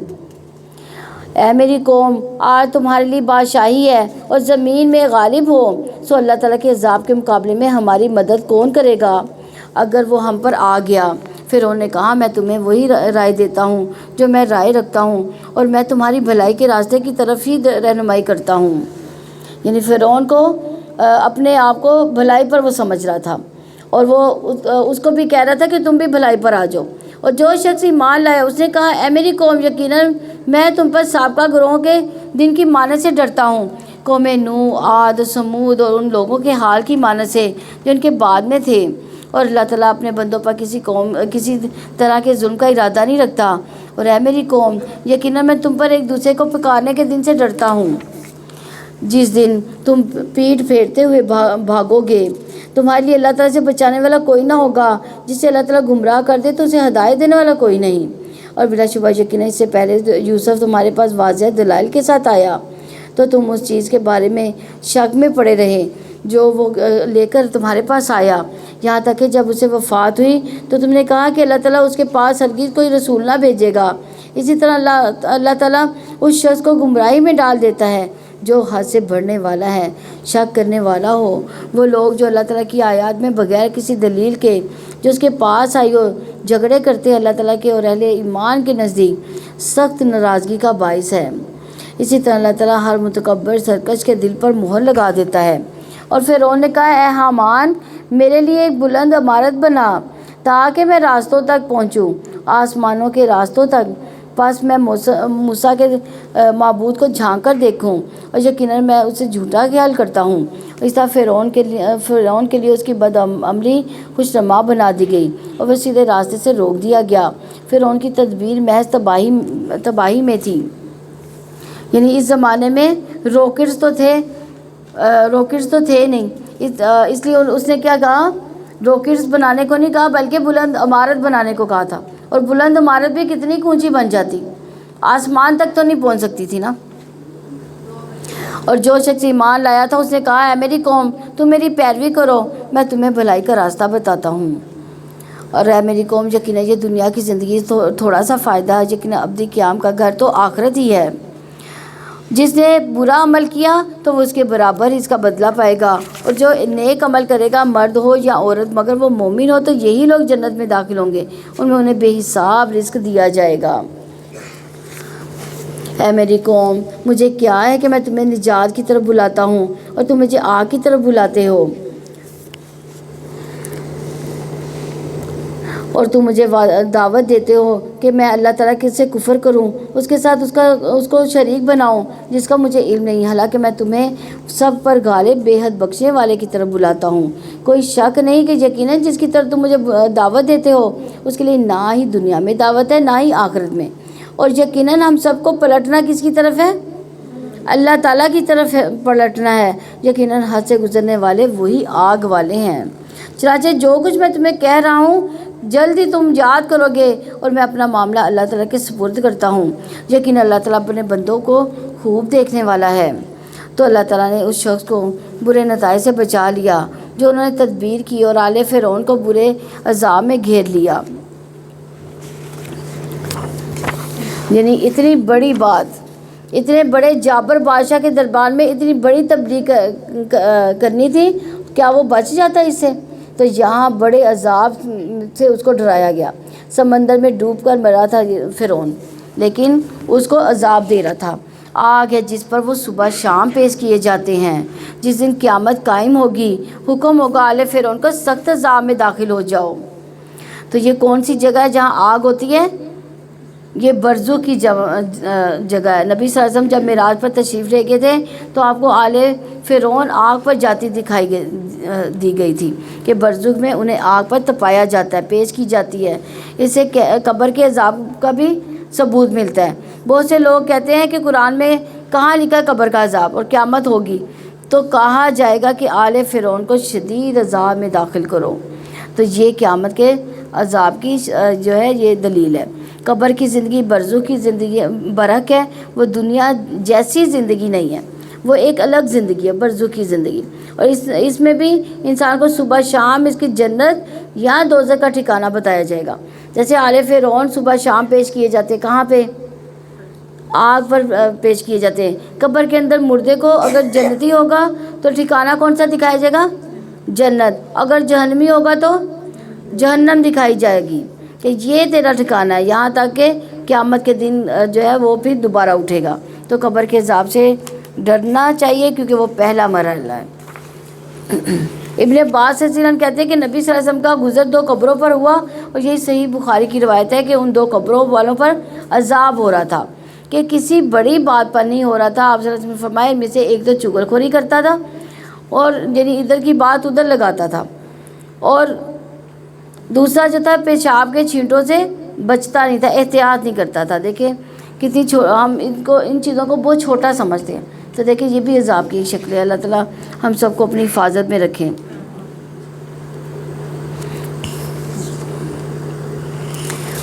اور جب یہ لوگ دوزخ میں ایک دوسرے سے جھگڑا کریں گے تو کمزور لوگ ان لوگوں سے کہیں گے جو بڑے بنے ہوئے تھے، یقیناً ہم تمہارے پیچھے چلنے والے تھے، تو کیا تم آگ کا کچھ حصہ ہم سے ہٹانے والے ہو؟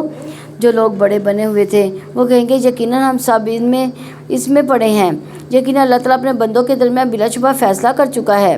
اور جو لوگ آگ میں ہوں گے وہ جہنم کے نگرانوں سے کہیں گے تم اپنے رب سے دعا کرو کہ وہ ہم سے ایک دن کے لیے کچھ عذاب کو ہلکا کر دے۔ اور وہ کہیں گے کیا تمہارے پاس تمہارے رسول واضح دلیل لے کر نہیں آئے تھے؟ اور وہ کہیں گے کیوں نہیں؟ وہ کہیں گے پھر تم ہی دعا کرو، اور کافروں کی دعا تو بیکار ہی ہے۔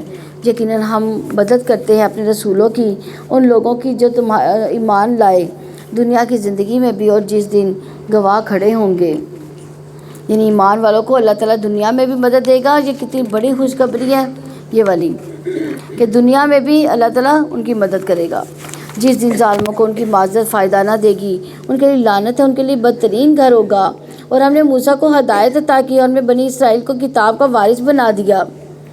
یعنی بنی اسرائیل کو کتاب کا وارث بنا دیا کہ اب وہ ان کو سنبھالے، اس کو پڑھے، اس کی تعلیم کو عام کریں، اس کے مطابق قوانین بنائیں جو عقل مندوں کے لیے ہدایت و نصیحت ہے۔ چنانچہ آپ صبر کریں، یقیناً اللہ تعالیٰ کا وعدہ سچا ہے۔ اپنے گناہ کی بخشش مانگے اور صبح شام اپنے رب کی حمد کے ساتھ تسبیح کرتے رہیں۔ یعنی آپ دیکھیں کہ یہ بات اب کتنی دفعہ کہی گئی ہے اس میں، صبح شام کیا کرنی ہے؟ تسبیح۔ امید ہے کہ آپ لوگوں نے شروع کر دی ہوگی انشاءاللہ۔ اور صبح کو کون سی تسبیح کرنی ہے؟ کل کون سبحان اللہ و بحمدہ، اور یہی تسبیح شام کو بھی۔ اور دوسری تسبیح کل ایک اور بتائی تھی، استغفار کی، درود شریف کی بھی تسبیح ویسے کرتے ہیں، استغفار کی تسبیح کل ہم نے پڑھی تھی۔ یقیناً جو لوگ اللہ تعالیٰ کی آیات میں جھگڑا کرتے ہیں بغیر کسی دلیل کے، جو ان کے پاس آئی ہو، ان کے دلوں میں صرف ایک بڑائی ہے جس کو وہ ہرگز پہنچنے والے نہیں ہیں۔ چنانچہ آپ اللہ تعالیٰ کی پناہ مانگے، یقیناً وہ سب کچھ سننے والا، سب کچھ دیکھنے والا ہے۔ یقیناً آسمان و زمین کا پیدا کرنا انسانوں کو پیدا کرنے سے زیادہ بڑا کام ہے، لیکن اکثر لوگ نہیں جانتے نہیں کہ اللہ تعالیٰ نے اتنا بڑا کام کیا تو وہ ہمیں دوبارہ کیوں نہیں پیدا کر سکے گا۔ اندھا اور دیکھنے والا برابر نہیں، اور نہ ہی وہ جو ایمان لائے اور انہوں نے نیک اعمال کیے، اور نہ برائی کرنے والا، تم لوگ بہت ہی کم نصیحت حاصل کرتے ہو۔ یعنی نہ دیکھنے والا نہ اندھا برابر ہو سکتے، اسی طرح ایمان والا اور کافر وہ بھی برابر نہیں ہو سکتے۔ یقیناً قیامت ضرور آنے والی ہے، اس میں کوئی شک نہیں، لیکن اکثر لوگ ایمان نہیں لاتے۔ قیامت آنے والی ہے، یہ اس کی نشانیوں میں سے پتہ چلتا ہے، کیونکہ قیامت بہرحال آنی تو ہے۔ نبی صلی اللہ علیہ وسلم نے اس کے آنے کی کچھ علامتیں بتائی ہیں۔ آپ صلی اللہ علیہ وسلم نے فرمایا، بے شک قیامت کی علامات میں سے ہے کہ انسان صرف اپنی جان پہچان کے آدمی کو سلام کرے گا، سب کو نہیں کرے گا۔ اور ایسا ہوتا ہے کہ کسی مجلس میں جاتے ہیں، کسی شادی یا کسی پارٹی میں جاتے ہیں تو محض یعنی چند لوگوں کو ہم سلام کرتے ہیں۔ بعض اوقات بس اس خاص بندے سے جا کر ہاتھ ملا لیتے، گلے ملتے ہیں، باقی جو ٹیبل پہ بیٹھے ہوتے ہیں اس کو پوچھتے بھی نہیں ہیں۔ ایسا ہی ہے نا؟ تو یہ نہیں ہونا چاہیے، انسان سب کے ساتھ سلام دعا کرے۔ اسی طرح آپ صلی اللہ علیہ وسلم نے فرمایا، قیامت اس وقت تک قائم نہیں ہوگی جب تک ہر طرف بے حیائی اور فحش گوئی عام نہ ہو جائے، قطع رحمی اور برا پروسی عام نہ ہو جائے، جب تک خائن کو امین اور امین کو خائن نہ سمجھا جا چکا ہو۔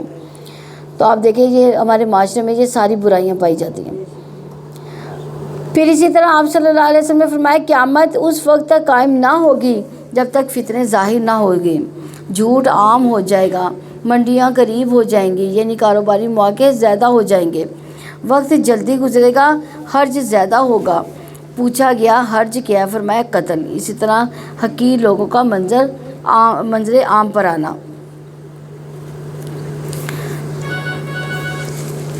یقیناً قیامت ضرور آنے والی ہے، اس میں کوئی شک نہیں، لیکن اکثر لوگ ایمان نہیں لاتے۔ اور تمہارے رب نے فرمایا کہ مجھے پکارو، میں تمہاری دعائیں قبول کروں گا۔ یقیناً جو لوگ میری عبادت سے تکبر کرتے ہیں جلدی وہ جہنم میں ذلیل ہو کر داخل ہو جائیں گے۔ یعنی دعا عبادت ہے۔ اللہ سے نہ مانگنے والا اللہ سے ناراض ہوتا ہے۔ دعا لازم ہے۔ آپ صلی اللہ علیہ وسلم نے فرمایا، بے شک دعا فائدہ دیتی ہے۔ اس بارے میں جو کچھ نازل ہو چکا، یعنی جو مصیبت آ چکی، اس کے بارے میں بھی جو نہیں اترا، اللہ کے بندوں تم پر دعا کرنا جو ہے وہ لازم ہے۔ یعنی اللہ تعالیٰ نے ہم پر دعا کرنا جو ہے لازم فرما دیا گیا۔ یعنی اللہ تعالیٰ کو دعا جو ہے بہت پسند ہے۔ اور دعا 3 طرح سے قبول ہوتی ہے، یا تو ویسے فوراً ہی جو اللہ تعالیٰ جو مانگا وہ مل گیا، دوسرا اس کی وجہ سے کوئی تکلیف انسان کی دور ہو جاتی ہے، اور تیسرا کیا ہے؟ آخرت کے لیے ذخیرہ کر لی جاتی ہے۔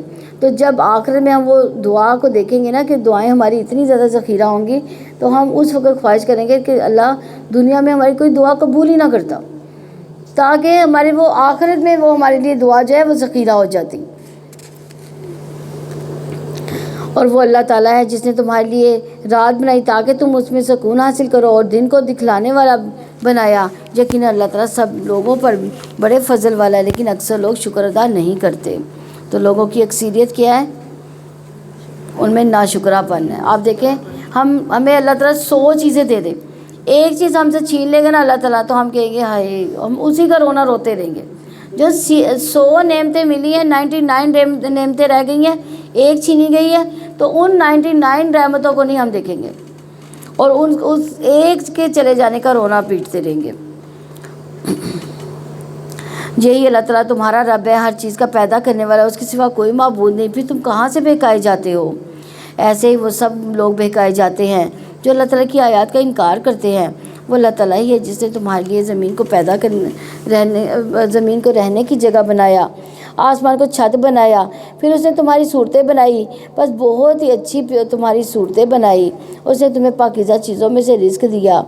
یہ ہے اللہ تعالیٰ تمہارا رب، بس بڑا بابرکت ہے۔ اللہ تعالیٰ سارے جہانوں کا رب ہے، وہی رب ہے جس کے سوا کوئی معبود نہیں۔ چنانچہ اسی کو پکارو کہ دین کو اس کے لیے خالص کرنے والے ہو۔ تمام تعریف اللہ تعالیٰ کے لیے ہے جو سارے جہانوں کا رب ہے۔ آپ کہہ دیں کہ یقیناً مجھے اس سے منع کیا گیا کہ میں اس کی عبادت کروں جنہیں تم اللہ تعالیٰ کے سوا پکارتے ہو، جبکہ میرے پاس میرے رب کی جناب سے صرف دلائل آ چکے، اور مجھے حکم دیا گیا کہ میں سارے جہانوں کے رب کا فرما بردار بن جاؤں۔ وہی ہے جس نے تمہیں مٹی سے پیدا کیا، پھر نطفے سے، پھر جمے ہوئے خون سے، پھر تمہیں بچے کی شکل میں نکالتا ہے، پھر تاکہ تم اپنی جوانی کو پہنچو، پھر تاکہ تم بوڑھے ہو جاؤ، اور تم میں سے کوئی ہے جو اس سے پہلے بھی وفات دیا گیا، اور تاکہ تم اپنی مقررہ مدت تک پہنچ جاؤ، تاکہ تم سمجھو۔ وہی ہے جو زندگی دیتا ہے، جو موت دیتا ہے، پھر جب وہ کسی کام کے فیصلہ کرتا ہے تو اسے صرف یہی کہتا ہو جا، بس وہ ہو جاتی ہے۔ کیا آپ نے ان لوگوں کو نہیں دیکھا جو اللہ تعالیٰ کی آیات میں آپس میں جھگڑا کرتے ہیں؟ کہاں سے وہ پھیرے جاتے ہیں؟ جن لوگوں نے اللہ تعالیٰ کی کتاب کو جھٹلایا، اس چیز کو بھی جس کے ساتھ ہم نے اپنے رسولوں کو بھیجا، پھر آن قریب وہ جان لیں گے جب توق اور زنجیریں ان کی گردنوں میں ہوں گی، وہ گھسیٹتے چلے جا رہے ہوں گے کھولتے ہوئے پانی میں، پھر وہ آگ میں جھونک دیے جائیں گے، پھر ان سے کہا جائے گا کہ وہ کہاں ہیں جنہیں تم شریک کرتے تھے؟ اللہ تعالیٰ کے ماسوا وہ کہیں گے وہ ہم سے کھو گئے، بلکہ اس سے پہلے ہم کسی چیز کو پکارتے ہی نہ تھے۔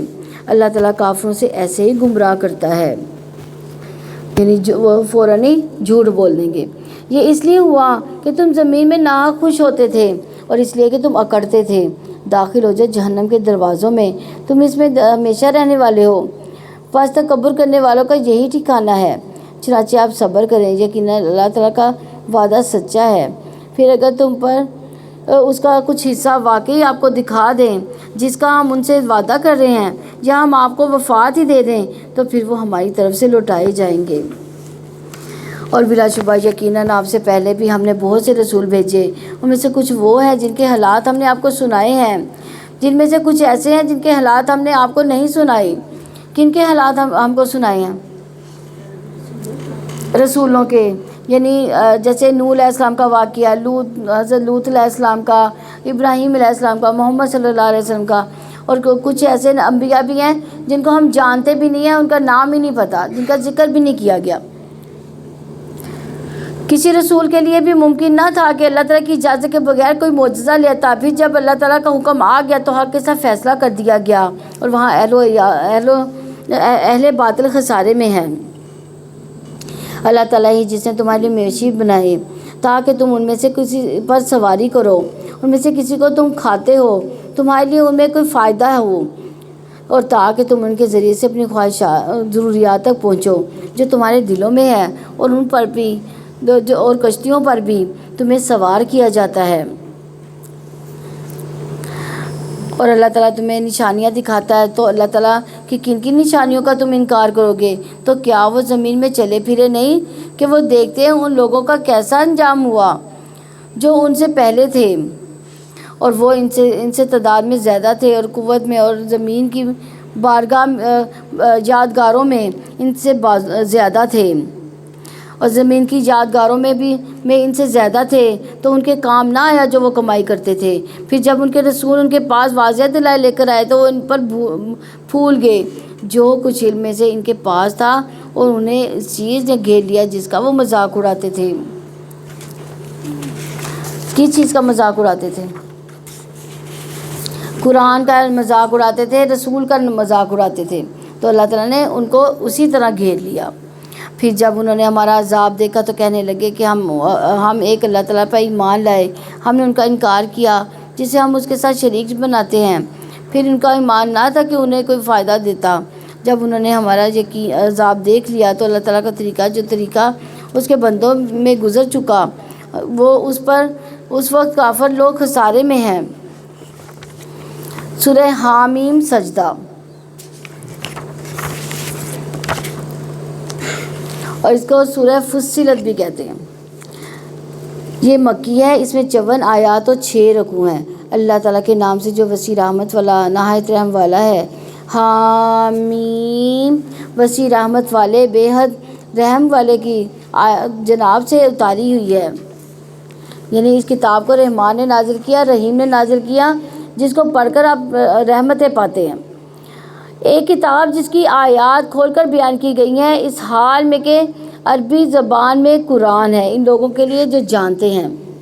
یعنی قرآن کو سننا بڑا ضروری ہے، کیونکہ سن کے کانوں کے راستے دل میں کے اندر یہ بات اترتی ہے، تو پڑھتے ہوئے انسان کا عام طور پر ذہن بھٹک جاتا ہے، سنتے ہوئے کیا ہوتا ہے، انسان بھٹکتا کم ہے۔ خوشخبری دینے والا، خبردار کرنے والا، تو ان میں سے اکثر لوگوں نے منہ موڑ لیا، چنانچہ وہ سنتے ہی نہیں ہیں۔ انہوں نے کہا کہ ہمارے دل اس سے پردے میں ہیں جس کی تم دعوت دیتے ہو ہمیں، اور ہمارے کانوں میں بوجھ ہے، ہمارے اور تمہارے درمیان ایک حجاب ہے، پھر تم عمل کرو جیسا ہم بھی عمل کرنے والے ہیں۔ آپ کہتے کہ میں تم جیسا ہی ایک انسان ہوں، میری طرف وحی کی جاتی ہے کہ یقیناً تمہارا معبود بس ایک ہی معبود ہے، تم پر اور تم اسی کی طرف سیدھے رہو اور اسی سے بخشش مانگو، مشرکوں کے لیے بڑی ہلاکت ہے۔ تو یہاں پہ کون لوگ ہیں ان کے لیے ہلاکت ہے؟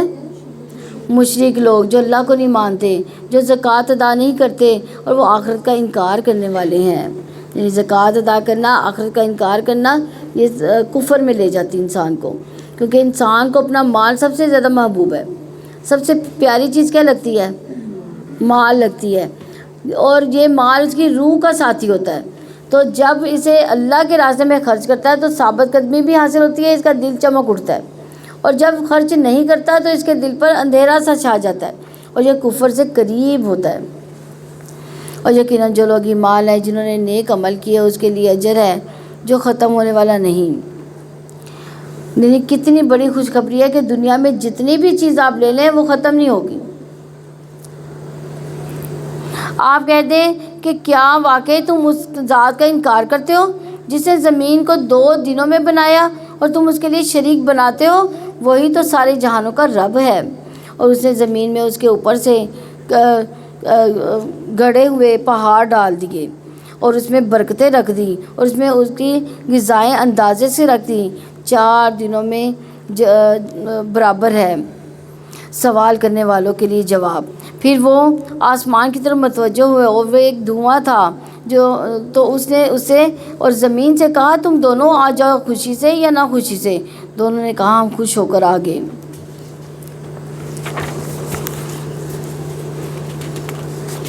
تو یہاں پہ آپ دیکھیں کہ جہاں تک ابتدا یعنی پیدائش ہے، اور بہرحال اللہ سبحانہ تعالیٰ نے کس طرح ان کا تخلیق کیا۔ حدیث میں آتا ہے، صحیح مسلم کی روایت ہے، اللہ تعالیٰ نے مٹی کو ہفتے کے دن پیدا کیا، اس میں پہاڑ اتوار کے دن بنائے، اور درختوں کو پیر کے دن پیدا کیا، مکروہات جو ہے منگل کے دن پیدا کیے، نور کو بدھ کے دن پیدا کیا، اور جمعرات کے دن زمین میں چوپائے پھیرائے، اور آدمی کو جمعے کے دن عصر کے بعد مخلوق میں سب سے آخر میں جمعے کی گھڑی میں سے آخری گھڑی عصر اور رات کے درمیانی حصے میں پیدا کیا۔ تو یہ تھے تخلیق مراحل۔ تو اس نے دو دنوں میں ان کو پورا 7 آسمان بنا دیا، اور اس نے ہر آسمان میں اس کا کام وہی کر دیا، اور ہم نے آسمانی دنیا کو چراغوں سے زینت دی اور محفوظ کر دیا۔ یہ اندازہ ہے سب پر غالب، سب کچھ جاننے والے کا۔ پھر اگر وہ منہ موڑے تو آپ کہہ دیں کہ میں نے تمہیں ایک کڑک سے ڈرایا تھا۔ عاد و سمود جیسی کڑک ہوگی جب رسول ان کے پاس، ان کے آگے، ان کے پیچھے سے آئے کہ تم اللہ تعالیٰ کے سوا کسی کی عبادت نہ کرو۔ انہوں نے کہا کہ اگر ہمارا رب چاہتا تو ضرور فرشتے اتار دیتا، چنانچہ یقیناً ہم اس کا انکار کرنے والے ہیں جس کے ساتھ تمہیں بھیجا گیا۔ پھر جو عاد تھے وہ زمین میں ناحق ہی بنے بڑے ہوئے تھے۔ انہوں نے کہا کہ کون ہے تم ہم سے زیادہ طاقتور؟ کیا انہوں نے یہ نہیں دیکھا کہ جس اللہ تعالیٰ نے انہیں پیدا کیا وہ قوت میں ان سے زیادہ ہے؟ وہ ہماری آیات کا انکار کرتے تھے۔ یعنی عقل کی بات ہے کہ پیدا کرنے والا زیادہ طاقتور ہے یا مخلوق؟ تو ہم نے ان پر چند منحوس دنوں میں سخت طوفانی ہوا بھیج دی تاکہ ہم ان کو دنیا کی زندگی میں رسوائی کا عذاب چکھا دیں، اور یقیناً آخرت کا عذاب اس سے زیادہ رسوا کن ہے اور ان کی مدد نہیں کی جائے گی۔ اور جو سمود تھے تو ہم نے انہیں ہدایت کا راستہ دکھا دیا، پھر انہوں نے ہدایت پر اندھے رہنے کو پسند کیا تو ان کو رسوائی کے عذاب کی کڑک نے پکڑ لیا اس کی وجہ سے جو کمایا کرتے تھے۔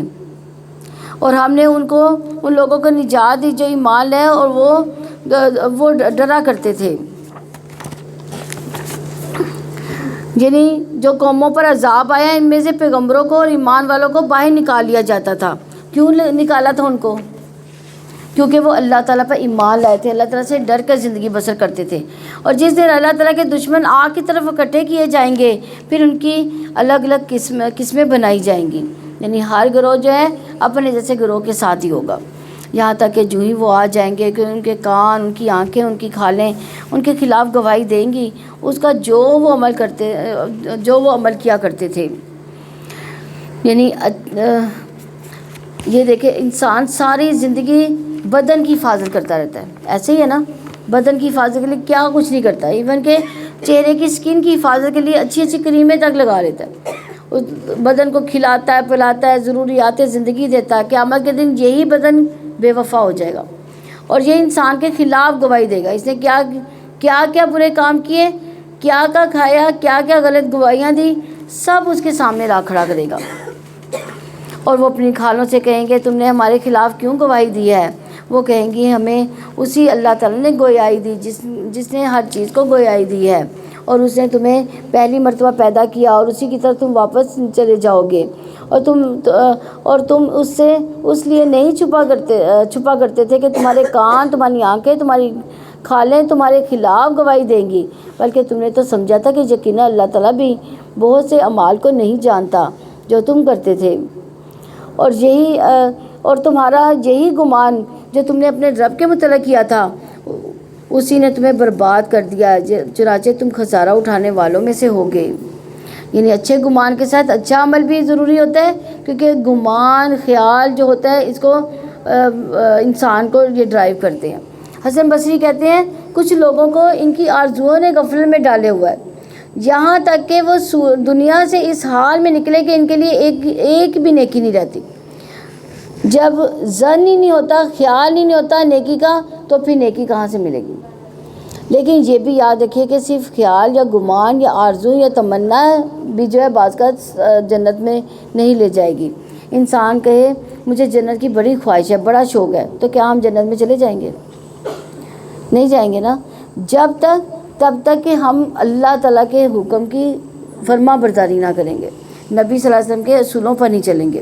بس اگر وہ صبر کریں تو آگ ہی ان کا ٹھکانہ ہے، اور اگر وہ معافی کی درخواست کریں تو معاف کیے گئے لوگوں میں سے ہوں گے۔ یعنی جہنم میں جا کر بھی کسی کی توبہ قبول نہیں ہوگی، لیکن اس دنیا میں اگر وہ جتنی بھی توبہ کر لے، جتنے بھی گناہ کر کے بڑے سے بڑے پہاڑ بنا لے گناہوں کا، اور اگر وہ توبہ کر لیتا تو اللہ تعالیٰ معاف کر دے گا اپنی رحمت سے۔ اور ہم نے اس پر برے دوست مسلط کر دیے ہیں تو انہوں نے ان کے آگے ان کے پیچھے سے ہر چیز کو ان کے لیے خوشنما بنا دیا، اور ان پر وہی بات ثابت ہوگی جو جنوں اور انسانوں کے ان گروہوں پر ہو چکی جو ان سے پہلے گزر چکے تھے، یقیناً وہ خسارہ اٹھانے والوں میں سے تھے۔ تو یعنی لوگ دوستوں کے روپ میں دشمن ہوتے ہیں، اور آپ کے غلط کاموں پر بھی وہ خوش ہو رہے ہوتے ہیں، وہ آپ کی جھوٹی تعریفیں کر رہے ہوتے ہیں، مطلبی ہوتے ہیں، تعریفوں کے ساتھ آپ سے کچھ بٹور لیتے ہیں، چاہے وہ آپ کا ٹائم ٹیبل ہو، آپ کا مال ہو، کچھ ہو، نیکی کے راستے پر نہیں جانے دیتے، کیونکہ ان کو یہ پتہ ہے کہ اگرچہ نیکی کے راستے پر چلا گیا تو پھر یہ سارے ہاتھوں سے نکل جائیں گے، پھر ہم اسے فائدہ نہیں اٹھا سکتے اسے فائدہ۔ تو برے ہم نشین کون ہوتے ہیں؟ جو ہماری برائیوں کو بھی ہمیں نہیں دکھاتے بلکہ ان کو خوشنما بنا کر دکھاتے ہیں، جھوٹی تعریفیں کرتے ہیں، خوشامد کرتے ہیں، چاپلوسی کرتے ہیں۔ تو دوست کا آئینہ ہوتا ہے، آئینہ سچ بولتا ہے، ہمیں اپنے دوستوں کے ساتھ سچ بولنا چاہیے، ان کے غلط کاموں کو درست نہیں کہنا چاہیے، غلط کو غلط ہی کہنا چاہیے تاکہ وہ اس سے نکل آئے، تاکہ وہ بچ سکے۔ تو یہاں جو آگ میں جائیں گے ان کی شامت کیوں آئی؟ کیونکہ ان پر کچھ ایسے ہم نشین مسلط تھے، ایسے دوست مسلط تھے جو آگے پیچھے سے ان کے سارے کام خوشنما کر کے دکھاتے تھے، اور یہ ساتھی انسانوں میں بھی ہو سکتے ہیں اور جنوں میں سے بھی ہوتے تھے، کیونکہ ہر انسان کے ساتھ ایک جن ہوتا ہے، جن شیطان جو اس کو بھٹکاتا ہے، اس کے لیے برائی کو خوبصورت بنا دیتا ہے، وہ پھر اس کے لیے برائی کرنا جو نا انسان کے لیے بہت آسان ہو جاتی ہے۔ تو اس لیے پھر ہمیں کیا کرنا چاہیے؟ دوستی بنانے میں اچھے دوست بنانے چاہیے، اور ایمان والے دوست بنانے چاہیے، جو آپ کو نماز کا ٹائم آئے تو کہ چلاؤ نماز پڑھیں، کتنی اچھی دوستی ہوگی۔ اور جن لوگوں نے کفر کیا انہوں نے کہا کہ اس قرآن کو نہ سنو، اس میں شور کرو تاکہ تم غالب آ جاؤ، کیونکہ اگر لوگوں نے سن لیا تو پھر اس کے دل نرم پڑ جائیں گے۔ تو آج آپ دیکھیں کہ آج کل جو ہے تراویحوں میں بھی ایسے ہو رہا ہے، قرآن پڑھا جاتا ہے، ہم مسلمان ہیں، مسلمان ہوتے ہوئے بھی کیا کر رہے ہیں؟ شور و گل کرتے ہیں۔ آپ دیکھیں یہاں پہ میں قرآن پڑھ رہی ہوں، کوئی اور چیز تو نہیں پڑھ رہی، لیکن بعض کا پیچھے سے شور آ رہا ہوتا ہے، تو یہ کیا چیز ہے؟ یہ کن کا عمل تھا؟ یہ کافروں کا عمل تھا۔ حالانکہ قرآن پڑھتے ہوئے ہمیں کیا حکم دیا جاتا ہے؟ خاموشی سے سنو۔ ہاں، یعنی اگر غالب آنا چاہتے ہو تو لوگوں سے قرآن کو دور کر دو، پھر قرآن کی نہیں تمہاری بات سنی جائے گی، یہ کافروں کا کہنا تھا۔ اور جہاں کفار کا یہ طریقہ تھا کہ وہ قرآن سنتے وقت شور مچاتے، مسلمانوں کو نہیں مطلب ایسا کرنا چاہیے، لیکن یہ کیونکہ یہ کفار قریش کا وتیرہ تھا، اس کے بارے میں ابن عباس کہتے ہیں کہ وہ کہتے تھے کہ اس میں شور شرابہ کرو، اور بعض کو نصیحت کرتے کہ جب تم محمد صلی اللہ علیہ وسلم کو قرآن پڑھتے ہوئے دیکھو تو ترانوں، شعروں اور لفظ باتوں کے ساتھ اس کا مقابلہ کرو، تو وہ اپنے مجالس کو سجا کر بیٹھ جاؤ، تالیاں بجاؤ، سیٹیاں بجاؤ، شور شرابہ کرو، تاکہ لوگ اس تماشے کی طرف آئیں اور قرآن سننے نہ جائیں۔ زہا وہ کہتے ہیں کہ تم اتنی باتیں کرو تاکہ وہ پڑھ رہے ہوں اور ان پر خلط ملط ہو جائے، ان کو سمجھ ہی نہ آئے۔ لیکن قرآن ہمیں کیا ادب سکھاتا ہے؟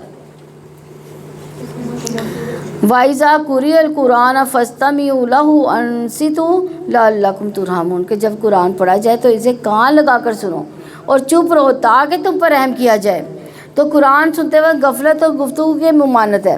ابن حسین کہتے ہیں کہ جب کسی انسان کے پاس قرآن پڑھا جا رہا ہو، اس کے لیے جائز ہی نہیں کہ وہ غافل اور بے خبر ہو یا کسی سے اور سے باتیں کر رہا ہو، اسے چاہیے کہ توجہ سے سنے، چپ کر کے سنے، اور جس وقت قرآن کی تلاوت چل رہی ہو تو اس وقت باتیں کرنا قرآن کی تحقیر ہے۔ اگر آپ کو ضروری بات کرنی ہے تو اس کو بند کر دیں، گھر کے کام کاج کے دوران تلاوت لگائی جا سکتی ہے، لیکن یہ نہیں کہ بیچ میں فون بھی آ رہے ہیں، فون پہ بات ہو رہی ہے، بیچ میں بچوں سے بھی باتیں ہو رہی ہیں، تو جس وقت سب گھر سے چلے جاتے ہیں یا نسبتاً خاموشی ہو، اس وقت تلاوت لگانی چاہیے۔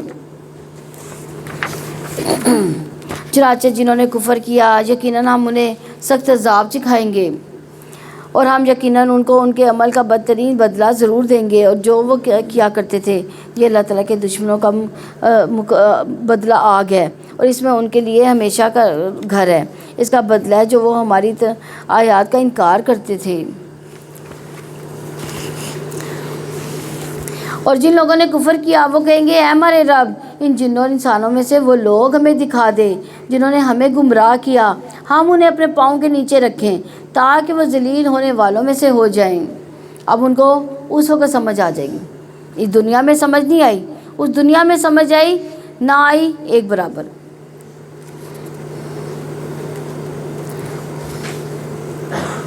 یقیناً جن لوگوں نے کہا اللہ تعالیٰ ہمارا رب ہے، پھر وہ ثابت قدم رہے، ان پر فرشتے اترے کہ نہ ڈرو نہ غم کرو، اس جنت کی بشارت سے خوش ہو جاؤ جس کا تم سے وعدہ کیا جاتا تھا۔ تو یہ فرشتے کس وقت آتے ہیں، کس کو تسلیاں ملتی ہیں؟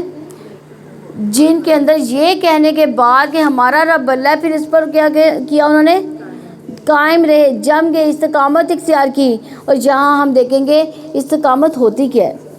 عمر بن خطاب رضی اللہ عنہ کہتے ہیں کہ استقامت یہ ہے کہ تم اللہ کے حکم اور نہیں پر، یعنی ان کے احکامات پر قائم رہو، جو کرنے کو کہا گیا وہ کرو، جسے روکا گیا اسے رک جاؤ، لومڑی کی طرح دھوکہ دہی سے کام نہ چلاؤ۔ اسی طرح عثمان بن عفان رضی اللہ عنہ کہتے ہیں کہ اللہ کے لیے عمل کو خالص کر لو۔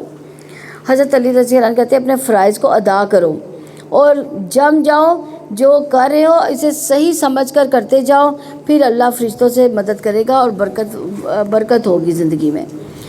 اور یہ تو آپ نے محسوس کیا ہی ہوگا کہ رمضان کی برکت ہے، قرآن کی برکت، سارے کام ہو رہے ہیں۔ کون سے کام رکے ہیں؟ ٹھیک ہے کچھ کام ایسے ہیں جو نہ بھی کریں تو گزارا ہو جائے گا، لیکن ضروریات جو پوری یعنی عام روٹین کی ضرورت ہے وہ پوری ہو رہی ہے۔ تو ہمیں ان برکتوں کو بھی محسوس کرنا چاہیے جو قرآن کے ذریعے سے ہماری زندگی میں آ رہی ہیں۔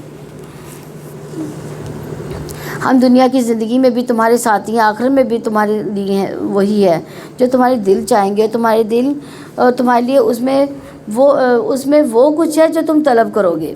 یعنی مت گھبراؤ، مت ڈرو۔ یہ قرآن بتا رہا ہے کہ ایسے لوگوں کو جو اللہ کو اپنا مانتے ہیں، رب کو جانتے ہیں، تو اس کو اپنا خالق و مالک مدبر مانے، جس پر وہ بھروسہ کرے، توکل کرے، اس سے دعائیں مانگے، اس کی عبادت کرے، پھر اپنا سب کچھ اس رب کو محسوس کرے، پھر اس پر جم جائے، اسے ہٹے نہیں، لوگوں کی باتوں میں نہ عائشہ کو شبے میں نہ پڑے۔ تو رب مانتا ہے وہ، پھر وہ اس کی عبادت کے لیے بھی دوڑتا ہے، اس کے دین کی خدمت کے لیے بھی دوڑتا ہے۔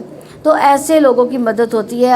پھر فرشتے اس کے پاس آ کر ان کو سرگوشی کرتے ہیں۔ آج اگر پابندیاں برداشت کر لو گے تو کوئی بڑی بات نہیں۔ نبی صلی اللہ علیہ وسلم نے فرمایا کچھ لوگ مسجدوں کی میخیں ہوتی ہیں، یعنی جیسے میخیں گاڑ دی جاتی ہیں نا، ہمیشہ آپ ان کو وہاں سے ہلتا ہوا نہیں دیکھیں گے، جیسے کیل ٹھوک دیتے ہیں۔ تو کچھ لوگ ہمیشہ آپ کو مسجد میں ملیں گے، فرشتے ان کے ہم نشین ہوتے ہیں، ان کے ساتھی ہوں گے۔ اگر وہ غائب ہوں تو پھر وہ فرشتے ان کو تلاش کرتے ہیں کہ یہ کہاں چلے گئے۔ اگر بیمار ہو تو عیادت کرتے ہیں فرشتے، کسی کام میں مصروف ہو تو ان کی مدد کرتے ہیں۔ دیکھیں کتنی بڑی خوش نصیبی ہے جو مسجدوں میں ہی ہمیشہ رہتے ہیں، مسجدوں کو آباد کرتے ہیں۔ بے حد بخشنے والا، بے حد رحم کرنے والے کی جناب سے مہمان نوازی کی طور پر، یعنی دنیا میں بھی مدد، پھر آخرت میں بھی جنت کی بشارت، جنت کی صورت میں۔ اور بعد میں اس شخص سے زیادہ اچھا کون ہے جس نے اللہ تعالیٰ کی طرف بلایا، نیک عمل کی اور کہا یقیناً میں فرما برداروں میں سے ہوں۔ اور نیکی اور برائی برابر نہیں ہوتی، برائی کو تم اسے ہٹا دو جو سب سے اچھا ہے، تو اچانک وہ شخص تمہارے اس کے درمیان دشمنی ہے، ایسا ہوگا گویا وہ دلی دوست ہے۔ یعنی سب سے اچھی بات اس کی بات جو لوگوں کو اللہ کی طرف بلائے، اللہ سے جوڑے اور خود بھی اچھے کام کرتا ہو، جو دوسروں کو بتائے وہ خود بھی کرنے والا ہو۔ تو یہاں تعریف کی جا رہی ہے کن کی؟ جو مخلوق کو خالق سے جوڑنے والے ہیں اور کامیابی پانے والے ہیں، وہ لوگ ہیں جو لوگوں کو اللہ کی طرف بلاتے ہیں، دین کی تبلیغ کرتے ہیں، قرآن کی تعلیم دیتے ہیں، برائی کو نیکی سے بدلتے ہیں، برائی کی جگہ نیکی کو لے آتے ہیں، بری عادتوں کی جگہ نیک عادتیں لے آتے ہیں۔ اس طرح دشمن کو بھی دوست بنا لیتے ہیں۔ اور اس کی توفیق نہیں دی جاتی مگر ان لوگوں کو جو صبر کریں، اور اس کی توفیق نہیں دی جاتی مگر اس کو جو بڑے نصیب والا ہے۔ یعنی صبر دوسروں کی باتوں پر صبر کرنے والا وہی خوش نصیب ہے۔